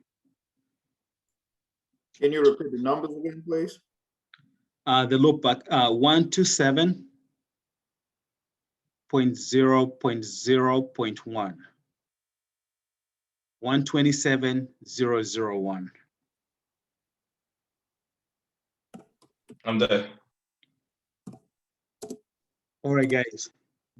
We get a response when we ping 127.0.0.1. Can someone tell me why we are getting a response when we ping 127.0.0.1? Yet we said here 127 is reserved for loop back. what does that mean? It is reserved for the loopback. I heard Jared speaking very highly of you guys, of how you read that documentation about loopback, what it does. So right now I'm waiting for someone to tell me more about the loopback and what it does and what it is. It's even part of the homework. I think it's reserved to, you know, I think you can use it to troubleshoot and test, make sure that nothing is connected to the network, and you can use it to troubleshoot if there are any issues. To make sure that nothing is connected to the network? No, like this one has nothing connected to it, so you can use it to troubleshoot. There will be no interference from other devices connected to the network. Sorry,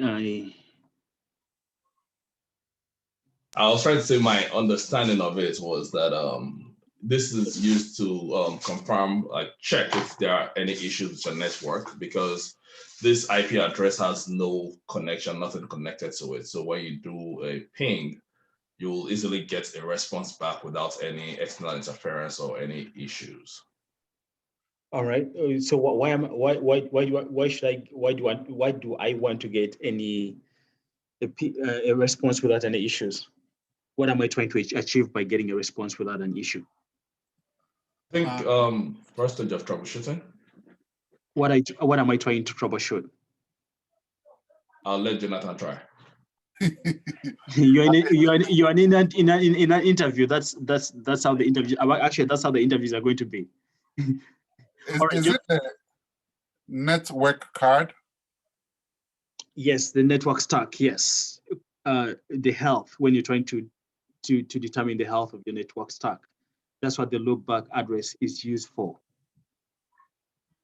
To determine the health of your network stack. So if I get a if I get a response from, what does getting a response when I ping 127.0.0.1 tell me about my NIC or my network stack? It's active. It's active. Or it's enabled. It's enabled. Okay. It's healthy. It's not defective. So I go ahead and ping 127.0.0.1 and I get maybe an error, like maybe connection timed out, or I get no response. What does that tell me? There's a problem with your NIC. Yes, it could be an indicator that your network stack or your NIC is defective and could need replacement, or it could need maybe restarting. So that's the use of the loopback address. But how many addresses do I have in this right here? How many addresses can I get from this? From this range, from the 127.0.0.0, because 127.0.0.1 is just one of those addresses. And guys, which class is this address that we're talking about right now?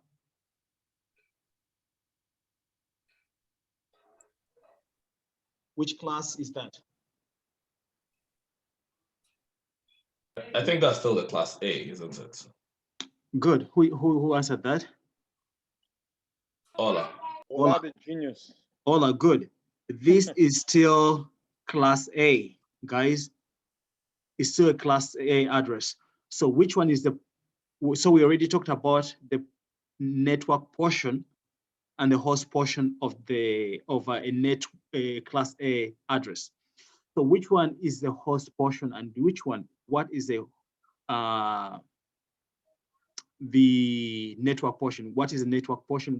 Which was the host portion in this address? Someone apart from Ola, someone apart from Jonathan, someone apart from Bismarck. Can you answer that? Which one is the host portion? Which one is the network portion in this address right here?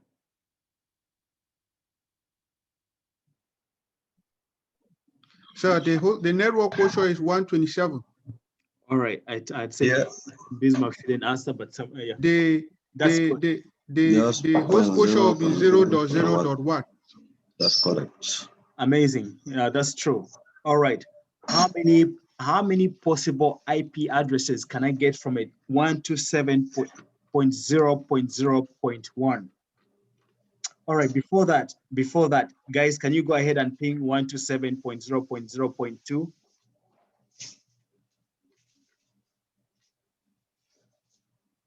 Can someone ping 127.0.0.2 and tell me what response you get?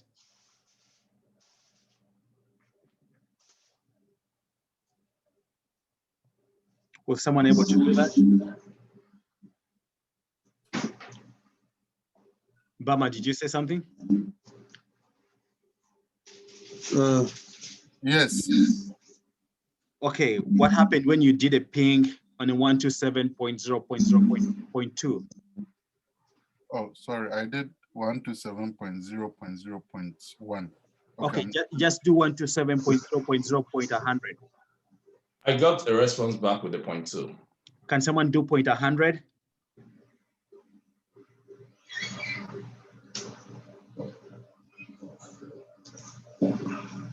Yeah, I got a response from the 100. Guys, what is this telling you? I mean, the entire one.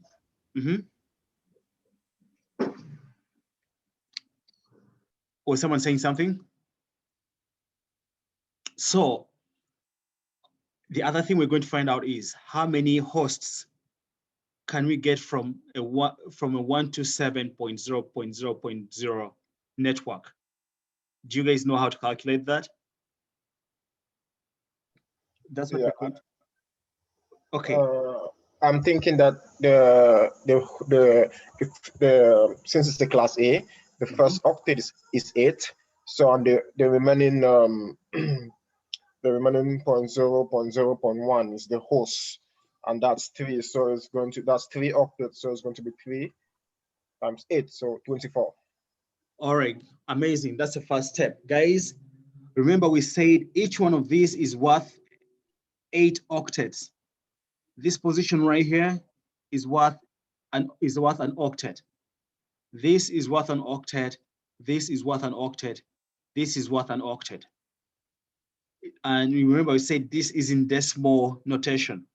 But if we convert this, or when we convert this after your binary homework, you are going to be able to see that this is the one here is equivalent to 8. This is equivalent to 8. This is equivalent to 8. But how many addresses can I get from there? Javis has taken us through one step. This is equivalent to 8. This is equivalent to 8. This is equivalent to 8. So each position here is 8, 8, 8.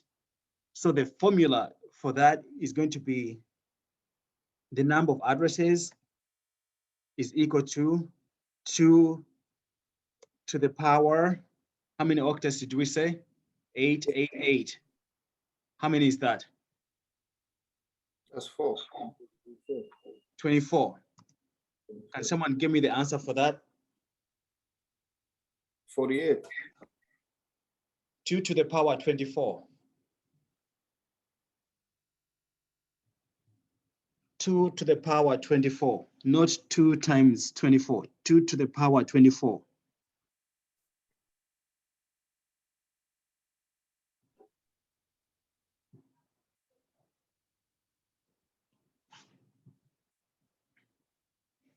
All right, let me pull up my calculator.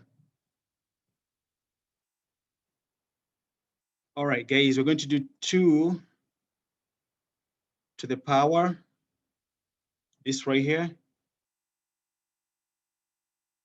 Let me put it in bracket, 24, and then close bracket. How many, what number is this? Yeah, 16 million.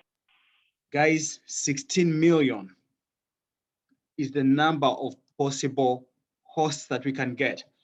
So most people, most network engineers and most of the people who designed the IPv4 address realized later that they made a mistake or that they didn't effectively use the 127 network because they assigned 16 million IP addresses And you can use any of these 16 million just for one thing, to test the loopback connectivity. Can you imagine? You have 16 combinations that you can use just on your computer to test connectivity. So all these right here, let me say, if they had decided maybe to just configure this right here, the 0.1 to be used for the connectivity, that means there would have been 16,777,215 IP addresses available. But those IP addresses are not available because the way it was configured, the 127 network was configured in such a way that these 16,215 went to waste, because you can use any of those to connect, to test connectivity. But that is not the most important thing that that we wanted to learn. One thing that we have learned right now is how to know the number of possible hosts that you can get from a given network. So for the class A, we do have a possibility of 16 million hosts on just this 127 network. And guys, guess what? Where does the class A address begin? It begins from 1, right? Someone say yes. Yes. Yes. Yes. It begins from 1. So what's a possible combination of how many hosts can we get from here?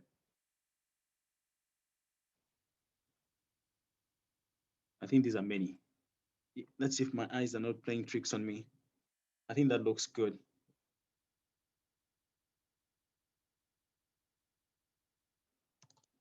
How many possible hosts can we get from this network, the 1.000?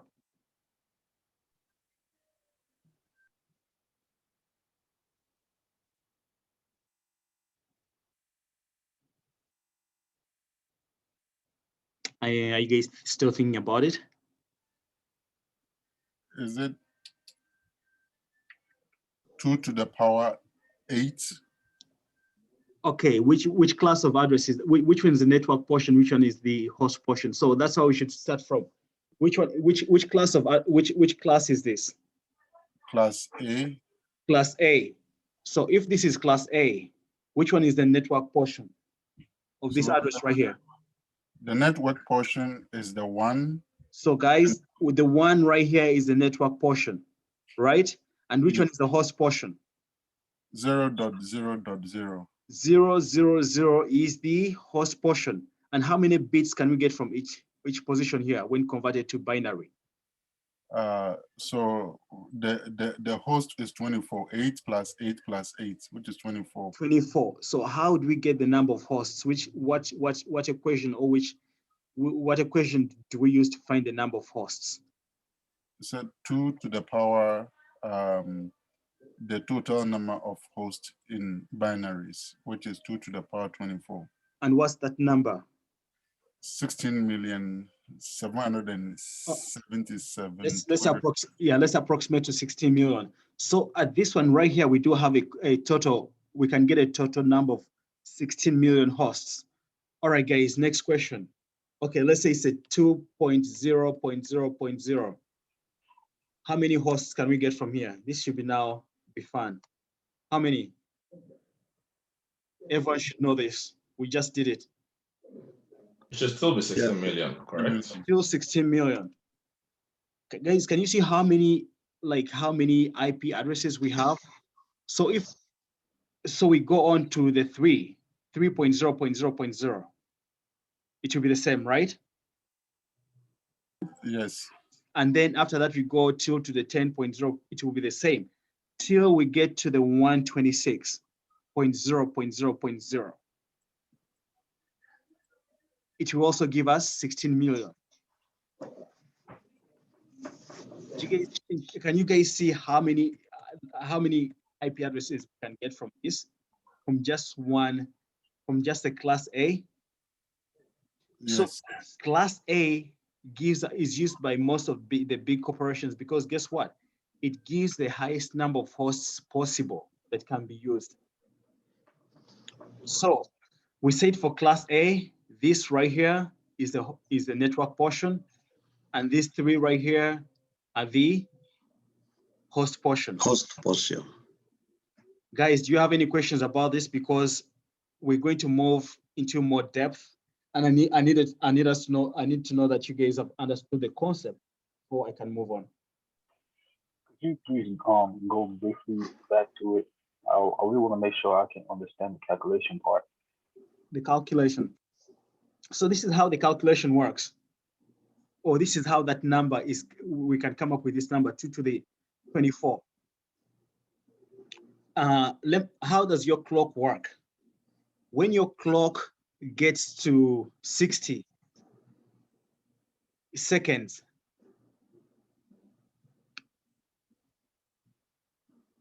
I'm trying to see how to explain it in a way that you understand. Okay, let me say it's 0. You put your timer on. The timer will start counting from 0. And then the timer will go from 1 second all the way to 60 seconds, right? When it gets to 60 seconds, that's 1 minute. When it gets to 1 minute, it starts counting off again to 60 seconds. After 60 seconds, it will go to 2 minutes. But guess what? It will keep counting again. Now the same happens here. This moves from 0 to 125. When it turns to 125, let me just give, let me undo the change I made. So it will start from 0.0.0.1, and it will go till 1.0.0.255. When it gets to that, then we shall go to the next one. It will go to 1.0.0.1, sorry, 0.255, sorry. And then this number right here, we also we'll continue till it gets to this. And after that, this will become 255. And after that, the next number right here, we also continue till it gets to 255. So that's how the number of hosts are generated. They are generated per interval or per position. All right, I tried to explain it. Did you guys get that concept on how these IPs are generated? Or so this equation right here is a mathematical formula, like a number of possible hosts is 2 to the number of the octets on the host on the host portion of that IP address. Jarvis, Obama, get someone mute yourself.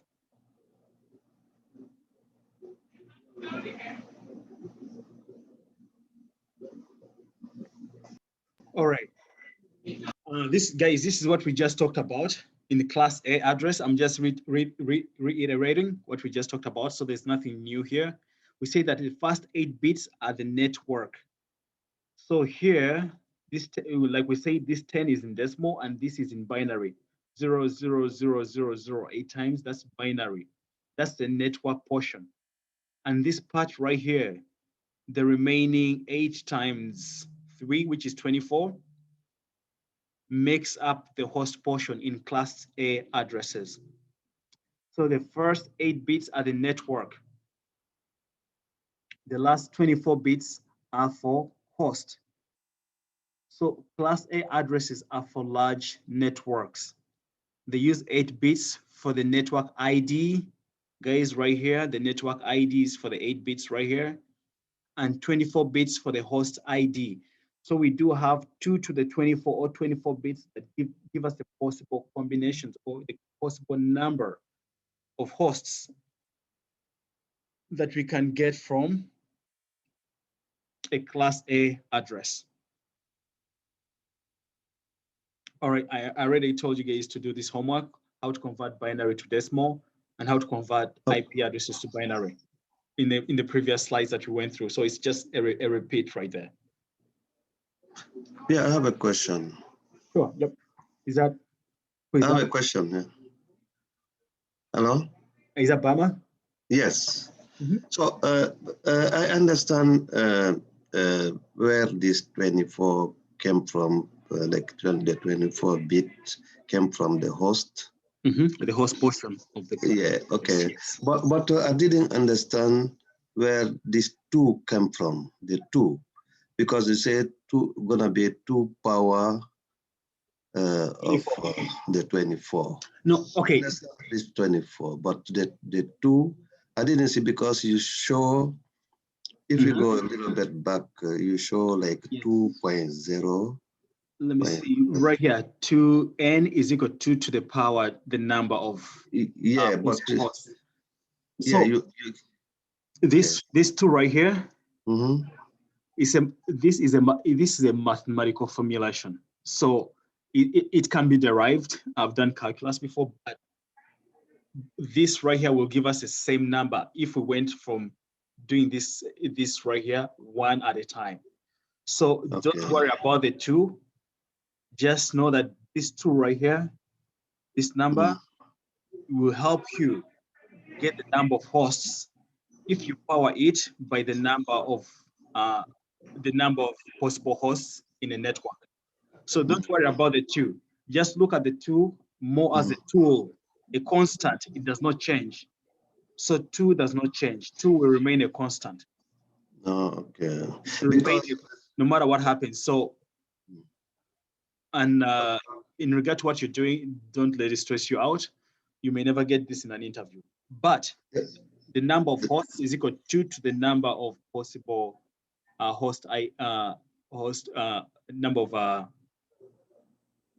number of possibilities from the host section or portion of the IP.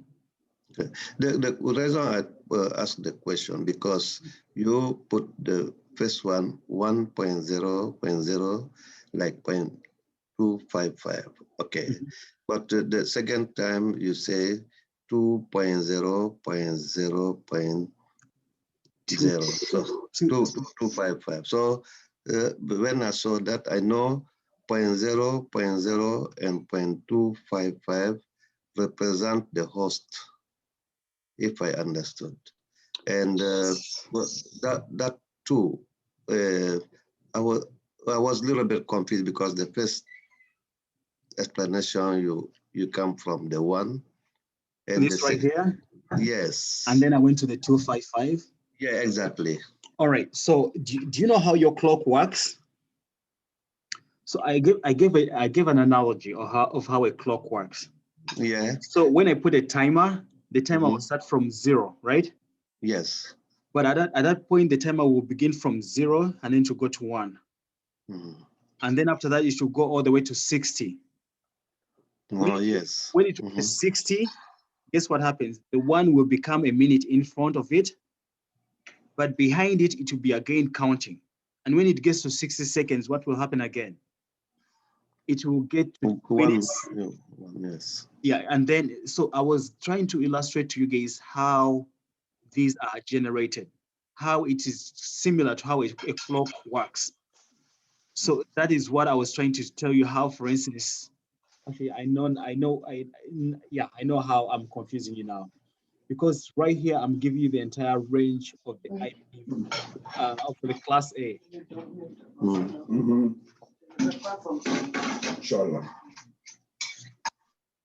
So this is the range of the class A right here. But this right here is just the first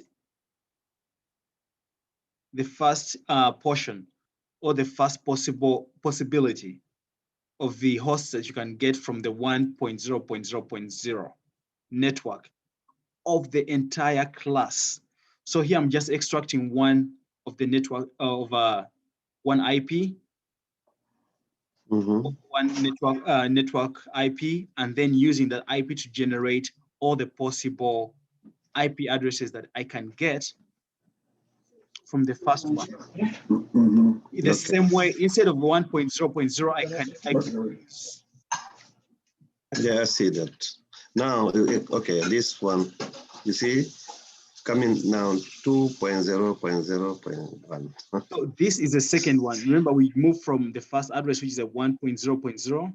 Yeah. After 1.0.0.0, we have a 2.0.0.0. After that, you go to 3 to 4 up till it reaches the 126. 0.0.0.0. After that, the 126 will keep on counting till it gets to, it exhausts all the possible combinations. Yes. So the more you go through this, the more you guys will understand. Everyone, make sure you mute yourselves. The more you go through this, the more you understand. The more when you go through the binary homework, and then you go through this too, you'll be able to understand these concepts better. It will be kind of like a refresh. Thank you. All right, guys, we did this already. I showed you class A. The network portion is 8 bits. The host portion is 24. It's the same right here. Okay. Class A example and how routing happens in class A. So let's assume we have a 10.0.0.0 as a network address. Guys, this is an assumption. So I do have a 10.0.0.0 as a network address. And in this network, I do have a host, which is a 10.1.2.3. So guess what? The 10 right here is the network, because guess what? I'm in a class A, and the 0.1.2.3 is a host portion. So we say that class A networks start from 1 to 126. And the network portion is 8 bits, this right here. And the host portion is 24. Okay? So I'm giving an example of a device right here on network 10.0.0.0 with address 10.1.1.1 communicating to a different device right here. And it's communicating to a device on a different network, which is a 12.0.0.0. Can you guys see that they're on a different network? This network starts with 10, right? Yes. And this network starts with 12.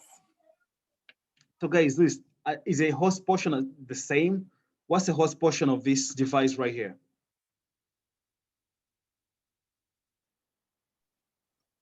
.0.0.0. Host. This right here. So this is the network. This is the network. This is the network, the entire network. But this is the IP. Okay. So what is the host portion? 1.1.1. And what is the host portion here of this IP address? 0.1.1.1. Guys, it's the same. But guess what? They are on different networks, right? So this is what Gerard was asking before. These devices have the same host portion, but they are on 2 different networks. Can they communicate directly with each other? In this case, they need a router. So this device right here will send information to the router. We shall cover this in depth later. I know you guys are like, maybe you're not understanding entirely, but I'll cover this later in more depth. So this device right here is sending information to the router. The router, based on the tables in this router, knows which network to send this information to. They cannot talk to each other directly because they are on different what? Network. They are on different networks. Do you guys see that? These 2 devices are on different networks. But because there is a router is able to route this traffic between these 2 devices that are on different networks.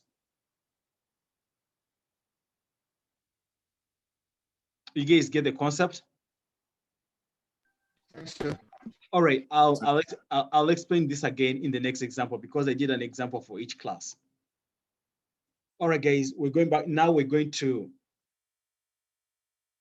class B.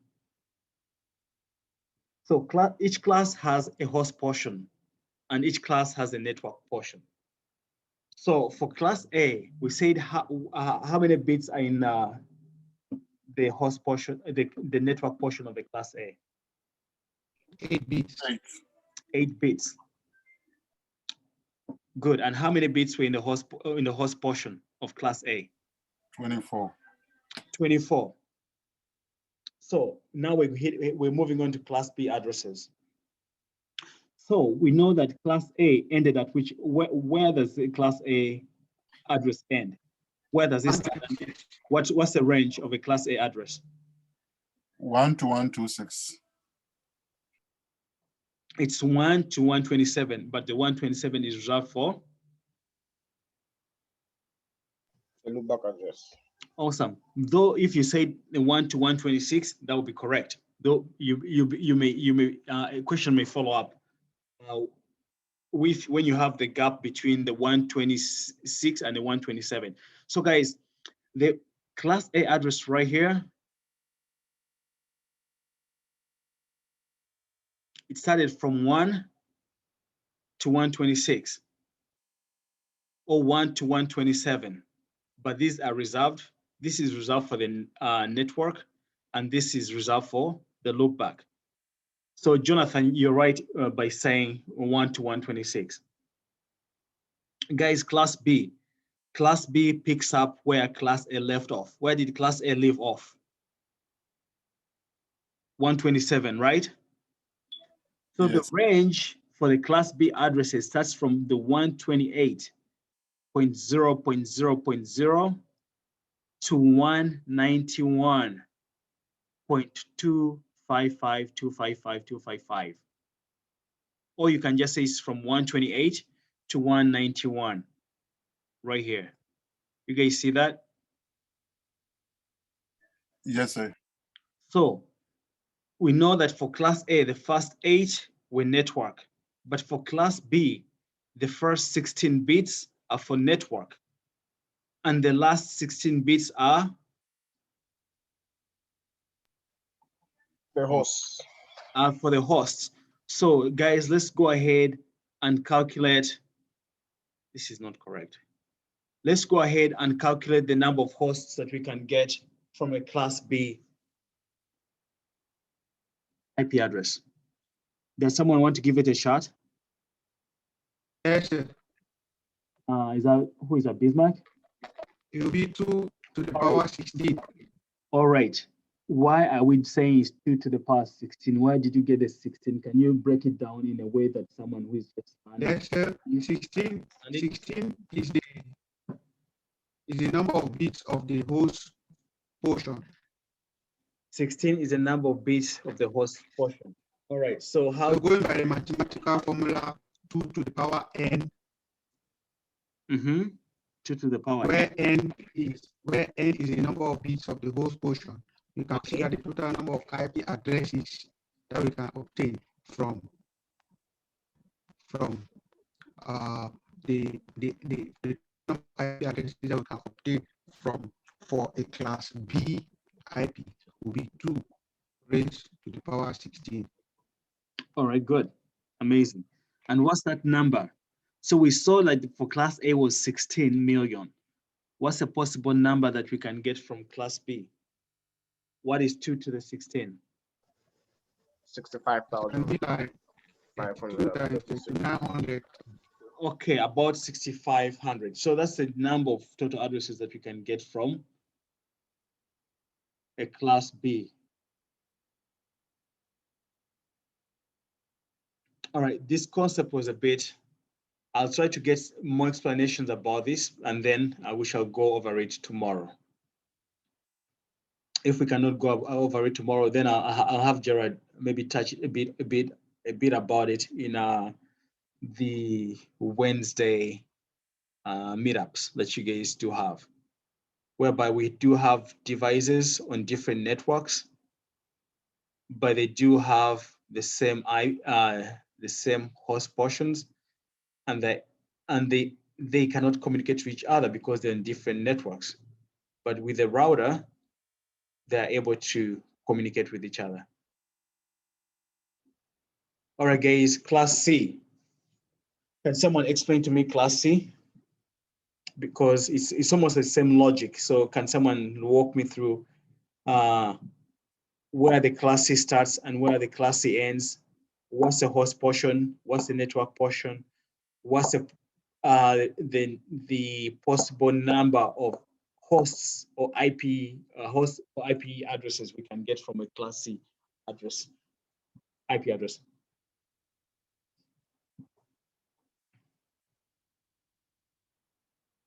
Someone wants to give it a shot? Someone apart from Bismarck. Bismarck, you already. Class C IP address will start from Bismarck. I need someone else apart from Bismarck. You are answering all the questions. I can try. Someone else apart from Jonathan? Okay, Jonathan, give it a try. Okay, Jonathan. Jonathan, answer the first part of it. Answer the range of a class C address. What's the range of a class C address, and why does it start from where it starts from? All right, Jonathan, first give me what's the range of a class B address? Okay, so the range of a class B is 128 to 191. And then go ahead and what's the one for the class C? So as we can see on the projector on the slide, is 192 to 223. Awesome, guys. It's right here. It starts at 192 and ends at 223. Bismarck, for a class C, how many bits do we have for the host for the network portion? Just answer for the network portion. 24. 24. Awesome. So for the class C, we have 24. Bama, how many hosts do we have for the what's the possible number of hosts? What's the possible number? How many bits do we have for the host portion of a class C address? That's the possible number is for the host. For the host, how many bits do we have for the host portion? Gonna be like 24, 24, 20. It's right there. It's right there in front of us. The zeros that say host. We have to just count those zeros right there. The bits, those are representing the bits. If you count those zeros, it will give you the answer for host. Number of bits. For the no. Right here. But you see the host? 8.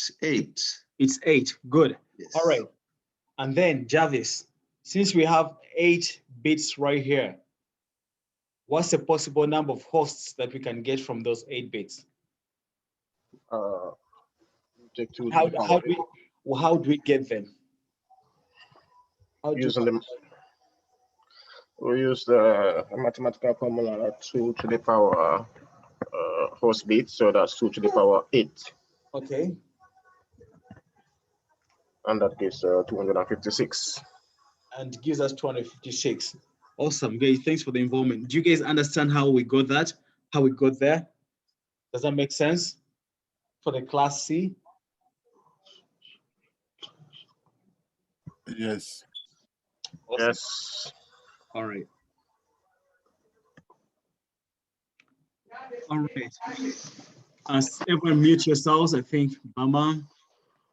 All right. Yeah, sorry. So class D is multicast. We already talked about multicast, guys. One device talking to a group of devices rather than a one-to-one communication. We say that it broadcasts, it communicates the same data to multiple instead of sending to one device. That's what class D, that's how class D addresses are. And the range is from 224 start, and it ends with 239. It just builds off of the previous one. And guys, class E starts from 240 to 255.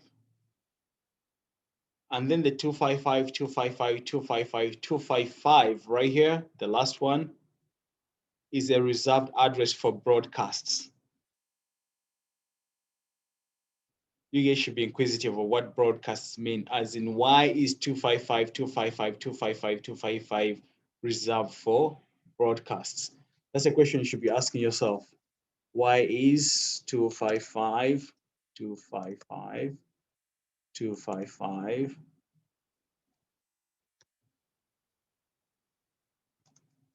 reserved for broadcasts? And guys, like we said, Class E addresses are reserved for testing by IANA, Internet Assigned Numbers Authority, which is a body. All right, guys, there's some other addresses that I want us to look at. So the first one is called the local broadcast address. So guys, we just said this right here is reserved for broadcasts. All right, if Class E starts from 24000 and ends at 255, 255, 255, 255, again, why do we reserve this last address right here, just one of it? Why do we reserve it for broadcasts? Which kind of broadcasts are we reserving it for? That's what we're going to look at next. So your computer, sure. Senior Charles, one quick question. So is there a criteria for the ISP to choose between the class A, B, C, which let's say, which network or which IP that they'll be assigning to their users? I know the class A, because you can get multiple hosts, that's the reason why most ISP go with class A. Is there any other reason why other ISP goes with other classes? Are they reserved for businesses, or like, what is it? So usually the way there's this concept called class CIDR, classes interdomain routing, whereby you can limit IP addresses based on the network. For instance, if you have someone, if you want to give me possible IP addresses and you give me all the IP addresses on a 10.0.0.0 network, guess what happens? How many possible IP addresses will I have in my network? Let's say class A. How many possible addresses, hosts can you get from a class A? 16 million. 16 million. Can you imagine just giving someone like all the 16 million IP addresses on their network? What will they be using them for? So later on, we're going to look at this concept called CIDR, classless interdomain routing and subnetting. So those two concepts, when we look at them, they're going to help us understand how your ISP gives out these addresses. So that's a good question, but it's going to be coming up soon. All right, thank you. Yeah, just make a note of it. Probably tomorrow we're going to be answering that. Please make a note of it because I need you to ask the same question tomorrow. All right, thank you. All right. So 255, 255, 255, 255 used to communicate with all devices on the network. So an example is used by a host when it is requesting an IP address from a DHCP server. I gave you guys this homework about, I think a week ago. Did you guys do the research? When you're setting up your device, how does it acquire an IP address? Did you guys do that? That would be a no. So how does a host acquire an IP address? So the host does not know which subnet it belongs to, and that does not know the DHCP server it is on when you're setting it up. So it will send out a broadcast to the local broadcast address to request an IP from the DHCP server. So when you're setting up your your machine by default 255, 255, 255, 255 will use to broadcast. So when 255, 255, 255, 255, 255 broadcasts, that is your DHCP server identifies that, hey, I do have someone requesting, or I do have a device that's requesting for an IP address. And what does the DHCP server do? The DHCP server gives that host an IP address, and that host can either accept that IP or drop it. And in this case, it doesn't have an IP. So that host will pick up that IP address or the options of the IP addresses that DHCP server sends back to the host that you're setting up. And that is how your host, a brief overview or a general overview of how your host gets an IP address when you set it up for the first time.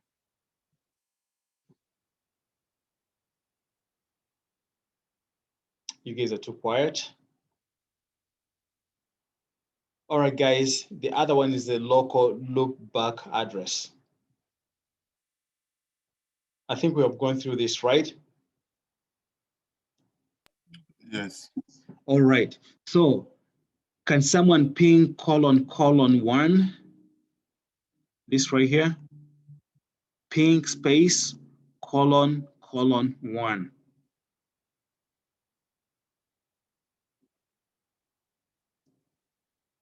Let me know when you do it, or when someone does it.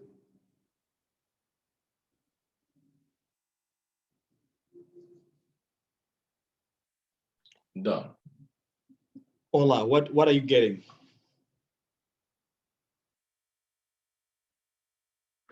It actually went through, and I received my packets right back. All right, so 127.0.0.1 is for IPv4. Ping ::1 is for IPv6.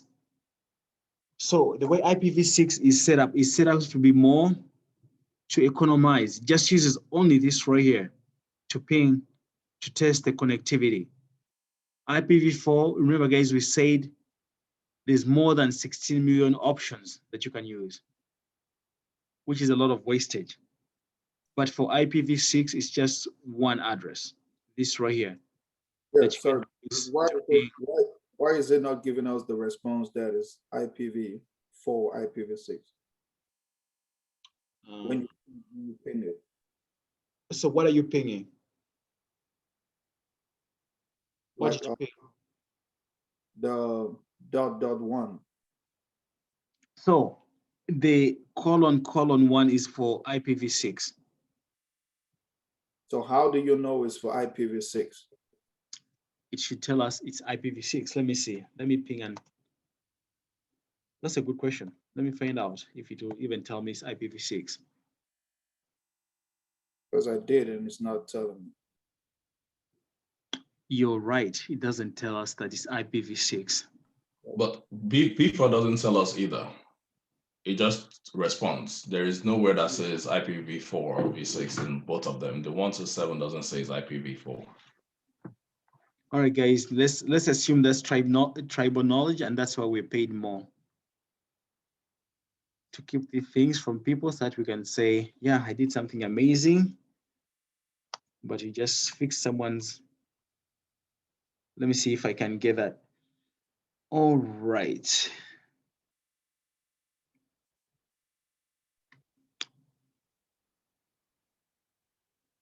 All right, guys, can you guys see my screen? Yes. Yes. All right. I just wanted you guys to look at the format of the IPv6. It's way different from the format of the IPv4. So this right here is your IPv6, and that's why the ::1 looks similar to this right here. And this right here is IPv4. So in regard to, you don't need to know how IPv6 addresses are made, like how I mean, you could do some reading to just fancy yourself and excite your mind on how IPv6 addresses are made or are configured or are generated. But I did that about more than 4 years ago, and I've never had to use an IPv6 in my environment. But nowadays, with all the Internet of all things, IPv4 addresses are being used up, because guess what? Almost everything in people's houses needs an IP to communicate. Any kind of communication. Nowadays, your fridge has an IP address. Can you imagine? Your TV has an IP address. If you have a radio nowadays, all those have an IP address. Phones, cameras. So with the advent of the Internet of all things, we have trillions of devices that need IP addresses.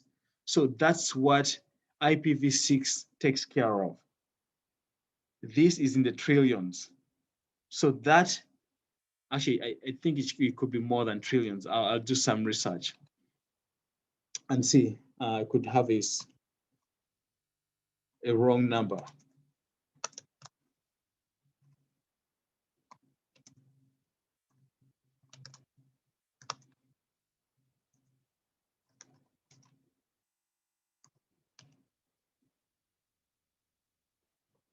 All right, it's 2 to the 128, 340 trillion IP addresses.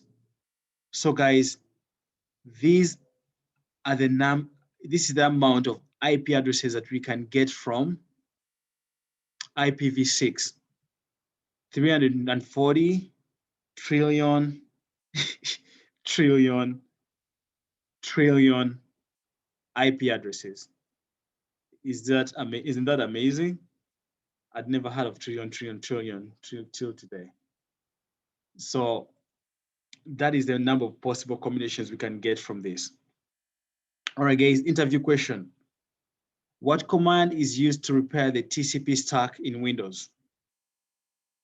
So we said we can use the 127.0.0.1. What is it used for? Anyone give me an answer to that. What is it 127.0.0.1 used for? Troubleshooting. Checking if your NIC is still active or if it's functioning right. All right, that's better. When you told me troubleshooting, I was getting scared because troubleshooting in IT is too open. Like, what are you trying to troubleshoot? All right, good. Yeah, you're specific. You made it more specific. It's used to troubleshoot and not troubleshoot anything but the NIC connectivity or the health of your TCP IP stack. So the loopback address is used to let a system send a message to itself for testing. So your computer can send a message to itself. This is very useful to make sure that the TCP IP stack is correctly installed on a machine. So that's what you use the 127.0.0.1 class A address. So for your homework, guys, you'll find out what command is used to repair the TCP stack in Windows. And also to excite yourselves or to get excited before you launch into Linux, do the same for Linux.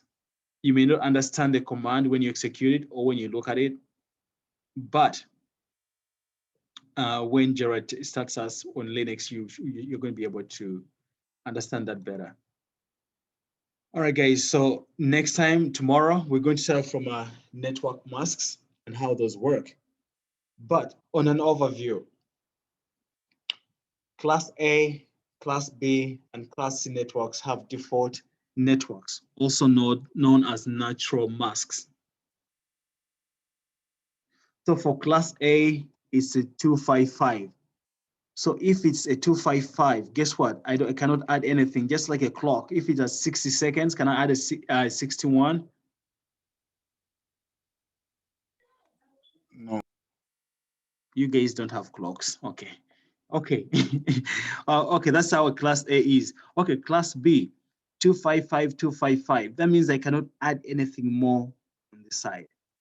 class C, I cannot add anything more on this side.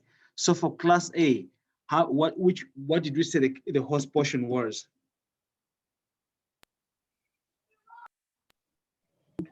24. And then what's the network portion? 8 bits. 8. Guys, it's 8 bits. You see how it's configured? It's 255, where it's 8 bits and you cannot add on because guess what? It's maxed out at 255, which is equivalent to like 60 seconds on a clock. Same happens here. How many bits do you say the class B has on the network portion? 16. 16. Guys, do you see this right here? Can you add anything on a 255? 255? No. No, it's maxed out. So you do have only these two options available for you. And then for class C, how many, what's the network portion for class C? And what's the host portion?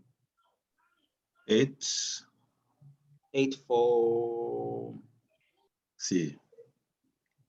Which one? What's the network portion for C and which one is the host portion?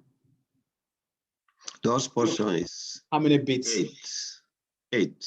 And then what's the number of bits for the network in class C? Gonna be 24. Are you sure?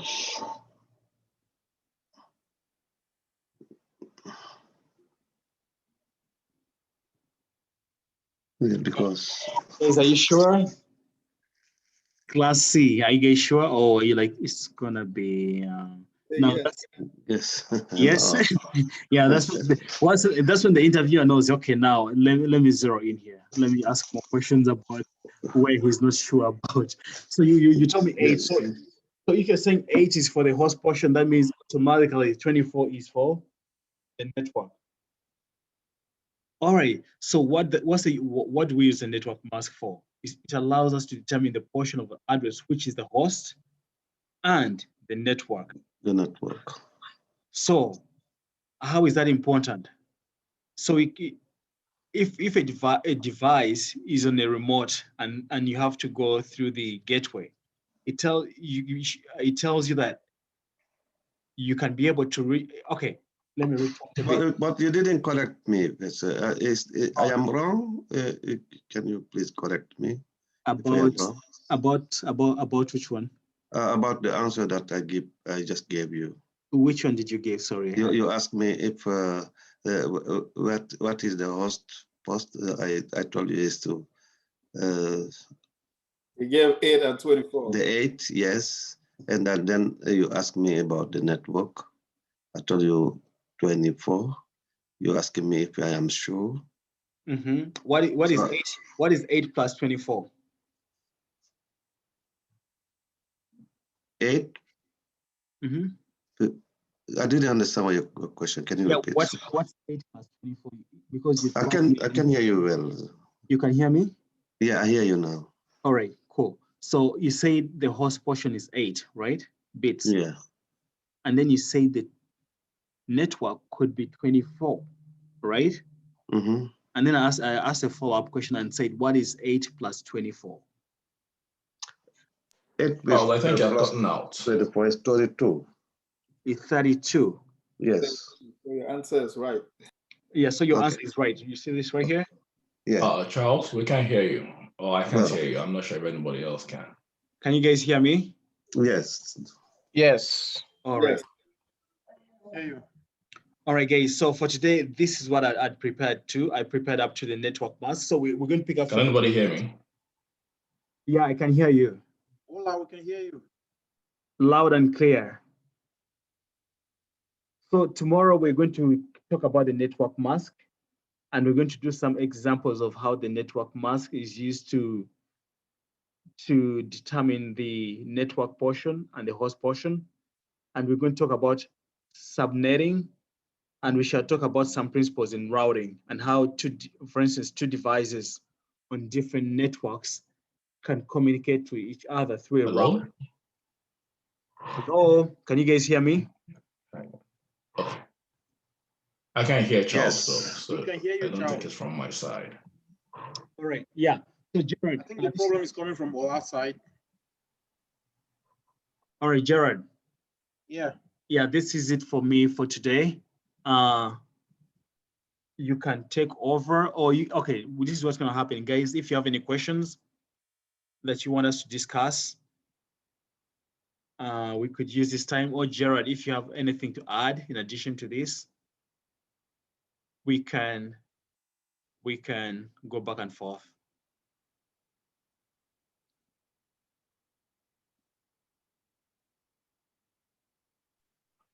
From me, the only thing I have are questions.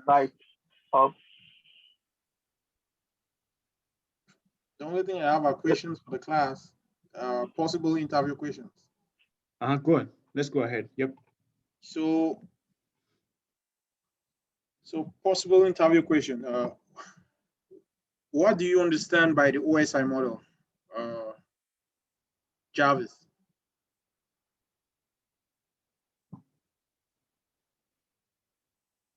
The OSI models represents a guidelines for the flow of data across networks.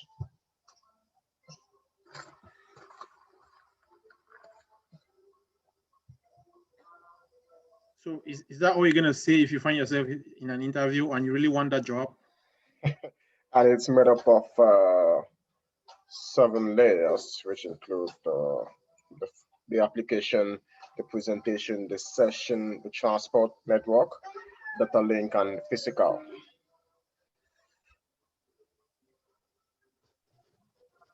So is that it? Because like think of it like this: you want the job, right? Yeah. And for you to get that job, you need to impress the interviewer. One-liners are not gonna get you the job. You have to understand that. And you're talking to the interviewer as someone who really understands what the OSI model is in and out. So you don't want to give room for doubts. You want to come in, get the questions answered, go add some depth, and lock it up. You know, don't throw like one-liners. Even it's the same thing I was saying in the homework. When I ask people to do their homework, people give me one-liners. So I'll take another shot at it.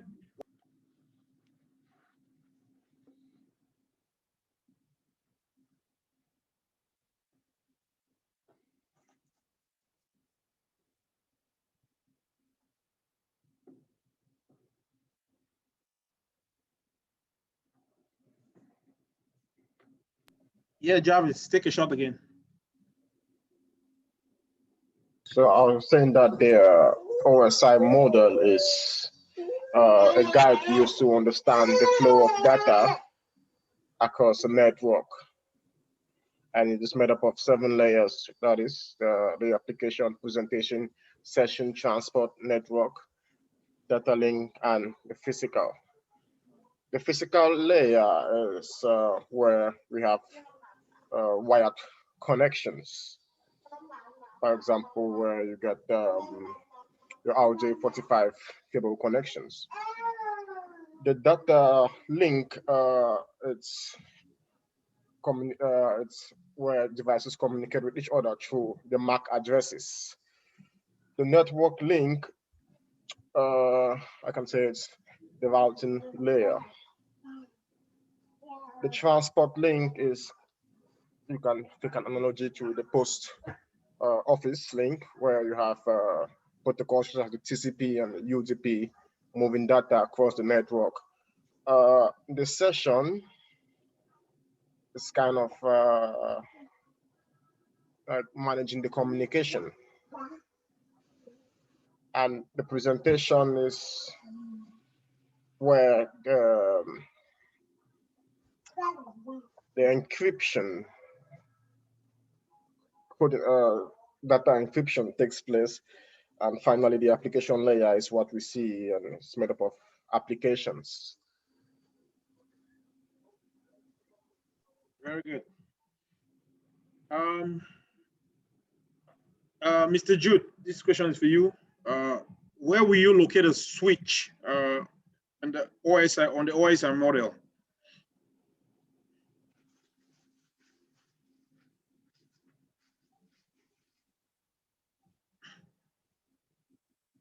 Mr. Jude, unmute yourself. Where will I locate a switch? Yes, the OSI model. What layer? You know, I missed 2 sessions, right? So. Yeah. So that's to find out if you have been catching up the sessions you missed. Anyway, you can look into that. So I'll come back to you. Let me go to Mr. Ola. So Mr. Ola, give us some differences between an IPv4 and IPv6. IPv4 has a total number of 16 million combinations. IPv6 has trillion, trillion, and trillion combinations. IPv4 started first. And it's currently used by most network, most organizations. It has different classes, class A to E. Class A to C are the most commonly used. We cannot use D, we don't usually use D, and E is used for experimentation only. IPv6, I don't think it's broken into different classes. I think it's just one class of network addresses that goes across, IP addresses that goes across board. The main reason why IPv6 was introduced was because we have a lot more devices using the internet to connect. So we need way more IP addresses than we currently have available.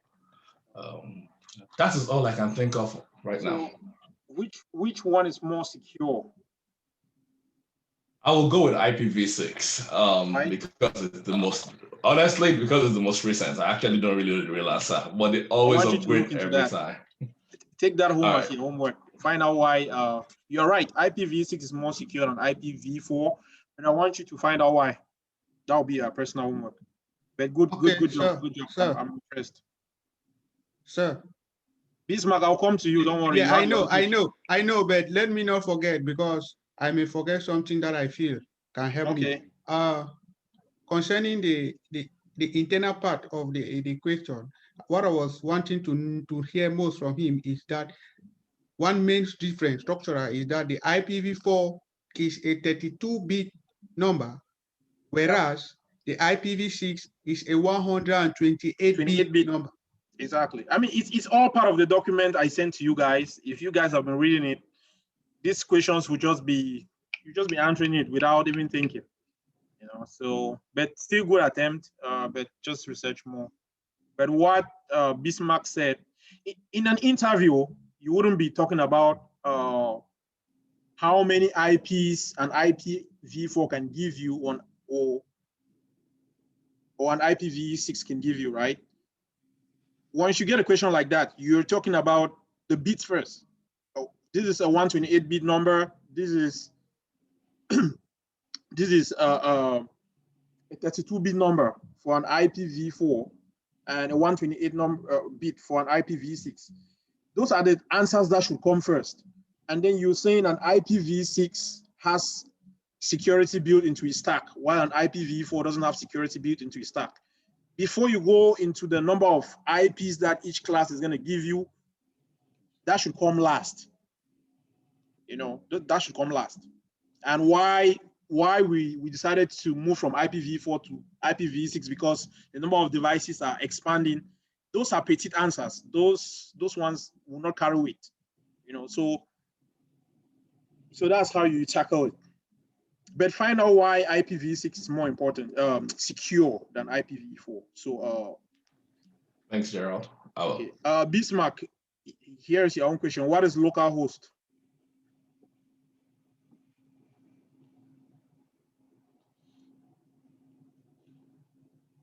Everyone will get one question before we sign out. Localhost. The localhost is a computer that, the localhost is a device that sends out a request to a router. So any system that sends out requests to a router is a localhost. Are you sure about that answer? I'm not very sure, but I'm just trying. Okay, good attempt, but look more into that because it's part of your homework. So if your homework is due tomorrow and you're not giving me a good explanation for local host, it means you have not been, you haven't done it. So, but go look more into local host and come back with a better answer tomorrow. Okay, let me go to, okay. Let me go to Mr. Bama. Mr. Bama, are you ready for your own question? Yeah. Okay. Maybe. So what is a loopback address? A look back address. Yes.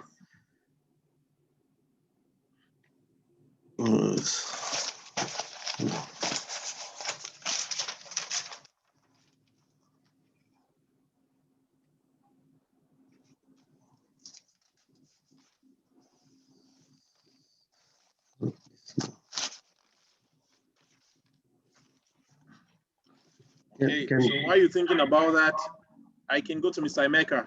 Emeka, are you there?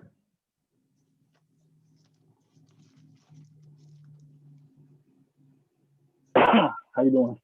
Excuse me. I'm doing great. How are you? I'm glad.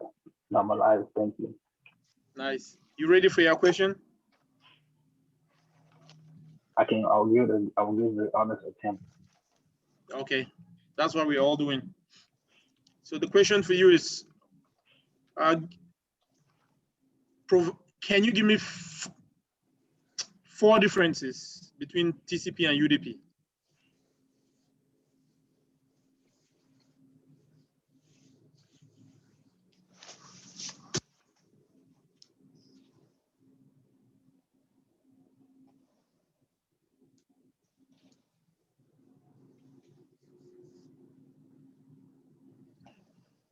Mr. Emeka, are you there?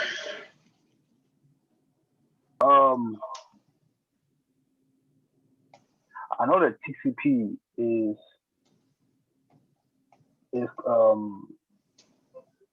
a connection protocol, and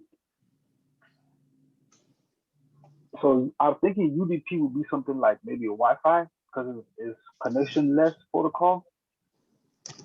So Wi-Fi would be TCP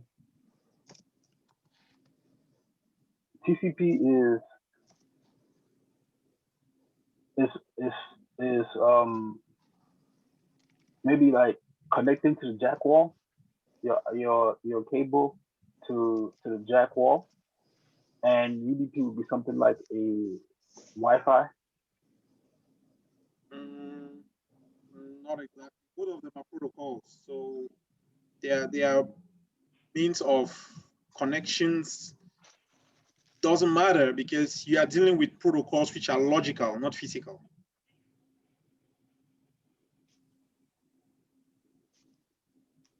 Okay, I'll have to research more and get back to you. Okay. And let me go back. Jude, are you ready for another question?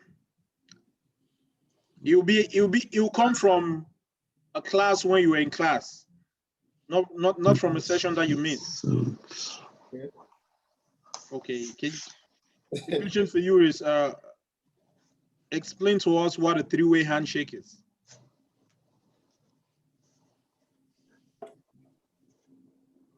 Was that in class, that question? Okay. I believe so. The very first time I talked about a 3-way handshake. Actually, we talked about it today. We talked a bit about it today.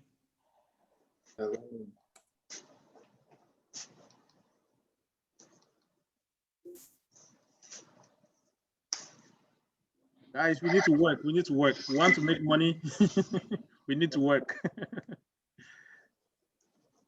We need to work. So it's okay if you cannot remember some of the questions, but the whole point is to get you guys working. I know you guys are working, but if we need to step up our game, let's do that, because we need to go out there and grab that money by the time we're done with this training.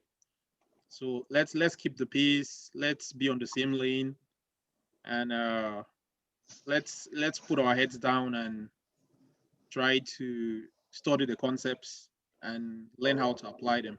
I remember now. Okay, it was about the sending signals. Okay, yeah, the 3800. Yeah.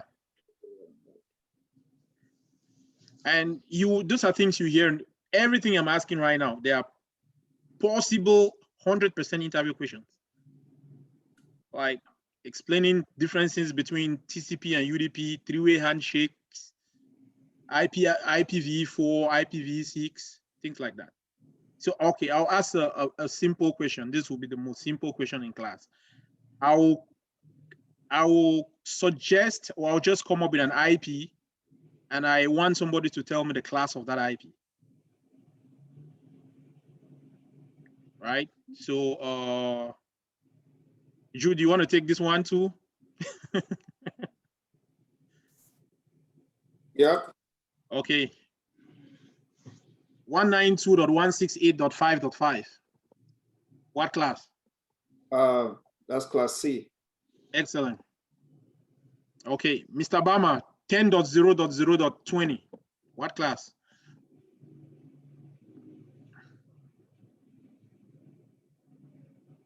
Class A.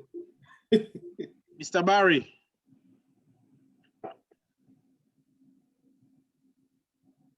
I say class A. Excellent. But I wanna the first question you asked me, I found out because I checked is the look back address. Mhm. Is that to send a signal to outgoing send an outgoing signal back to the same computer. Is that right? We covered loop back address today.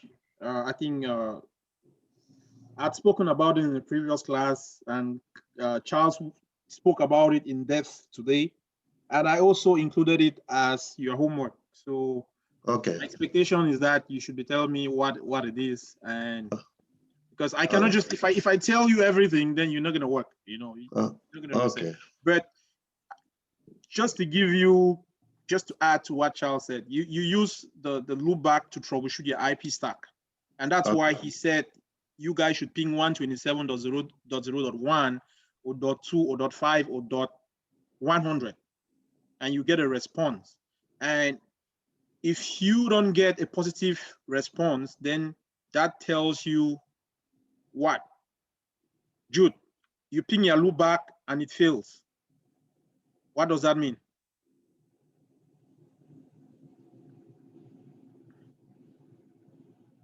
So you're pinging your loop back and you're getting like host unreachable, or it's not even pinging, or connection timed out, something like that. What does that mean? I think it's not even a signal. Come again? It's not receiving a signal. The loop back is not receiving the signal. So you ping the loop back gets the signal, but it's a failed response. It doesn't respond with the normal TTL, the way the ping requests come in each time you ping like facebook.com. What is that going to tell you?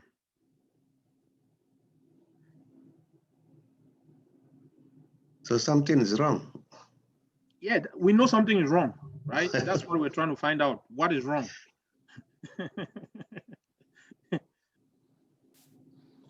No signal. It's okay, Jude. That's gonna be our research for today, and I'll ask you the same question tomorrow. So research that. If you ping your loop back and it fails, what it means? What does that mean?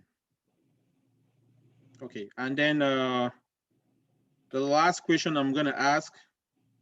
I don't know if Cesar is there. I think Cesar is driving. Ola, are you still there? Oh, I forgot Jonathan. How can I forget my own boy?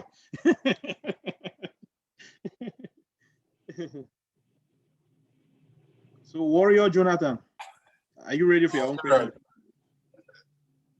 Let's see.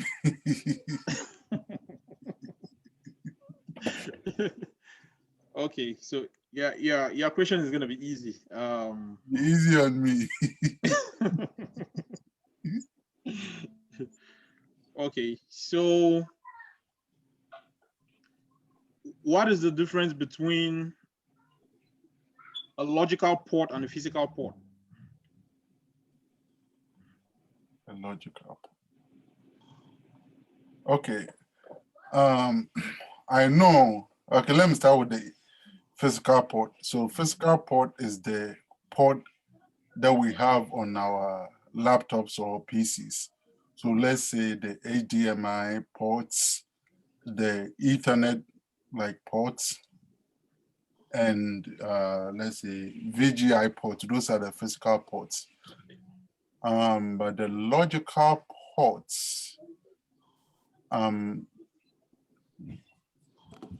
so the logical port has to do with, like, is it a network? So let's say the logical port is the ports that are tied to like protocols on a network. So let's say if we protocols like HTTPS has a port number of 443, HTTP has port 80, and I think I saw SSH has port, this is 22. Yeah, so. Yeah. Impressive. So what is the port itself? What is it? Oh, it's in the definition, but I haven't read it, but I think it says a port is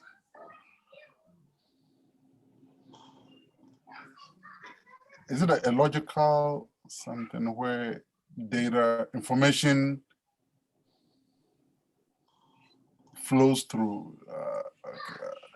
Yeah. Or I can explain right. it in a layman's term, like. For you to really, you can read definitions online, but this is how I want you to understand ports in a layman's language. If I come to your house, Jonathan, and let's say your address is 150 Main Street, that is a house. I step into your house, I have a package for you, and your house got like 10 rooms, and I see 10 doors that are closed. How am I gonna know which room Jonathan is in? For me to be able to deliver the package that I have for you, I need a port, I need a door number, right? To be able to say, okay, if all of these doors are white, they're all white doors. All the white doors are on the left. How am I gonna know which door to walk into to deliver that package to you? There needs to be a door number, for example, right? So it could be Jonathan is in 1 Main Street. If you get into the building, office 2 or door 1 on the right. So if I open that door, I'll be able to find Jonathan in there. Think of a port like that. Yes, sir. You know, so it is that opening for you to be able to establish that communication when you're using certain protocol. Okay. Yeah. Thank you. And let's call it a day. I think the teaser has been good. And if you were not able to answer any question that I asked you today, research that question and come and defend yourself tomorrow, please. So if there is no question for me, then I'll let you guys go and we'll reassemble tomorrow.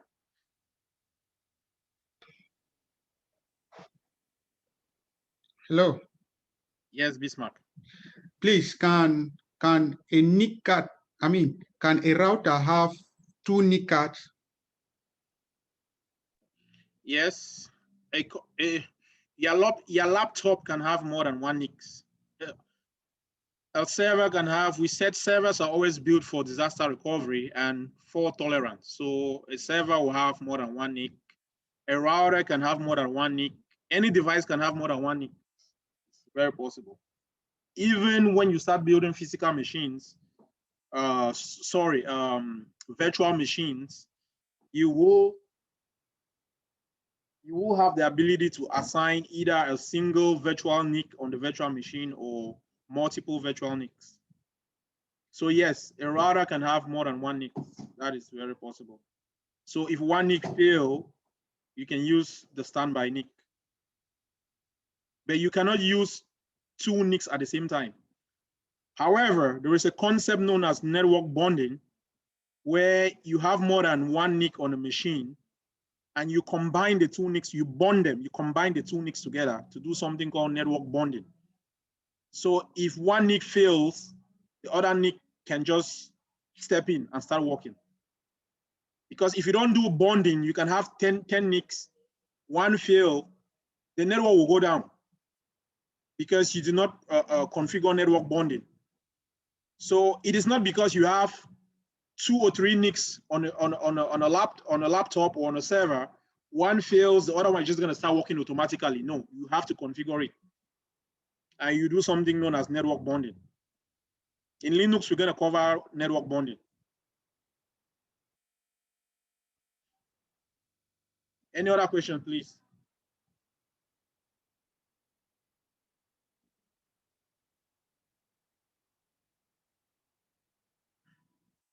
Okay, my last question. What is the mode of transmission of fiber optic technology? Jonathan. Is it the air? Speed of sound. Are you sure?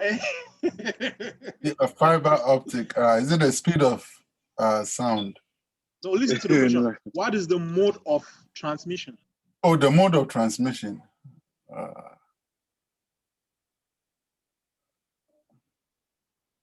Mode of transmission. Till tomorrow, you cannot get that one. That one is standard, sir. It uses light. Yeah, speed of light. Yeah, speed of light. Guys, please go and study the document that I sent to you. You all have this. And it's a small question like this that will make you not to get a job in an interview. Yeah. Very, very small, easy question. And then you come home and say, oh my God, how you'll be upset at yourself. Yeah, thank you, Bismarck. Let's meet tomorrow. Bye, guys. I hope you guys had fun today. Yes.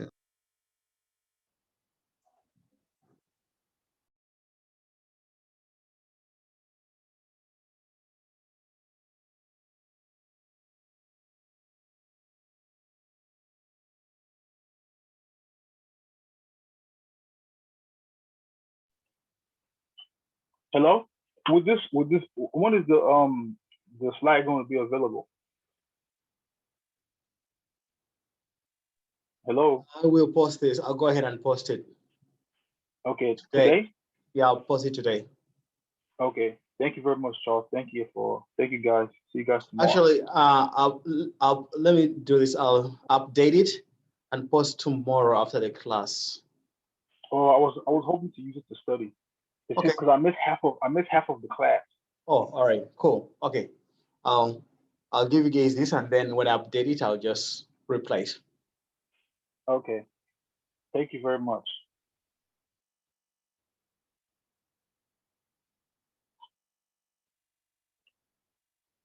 Mr. Richard.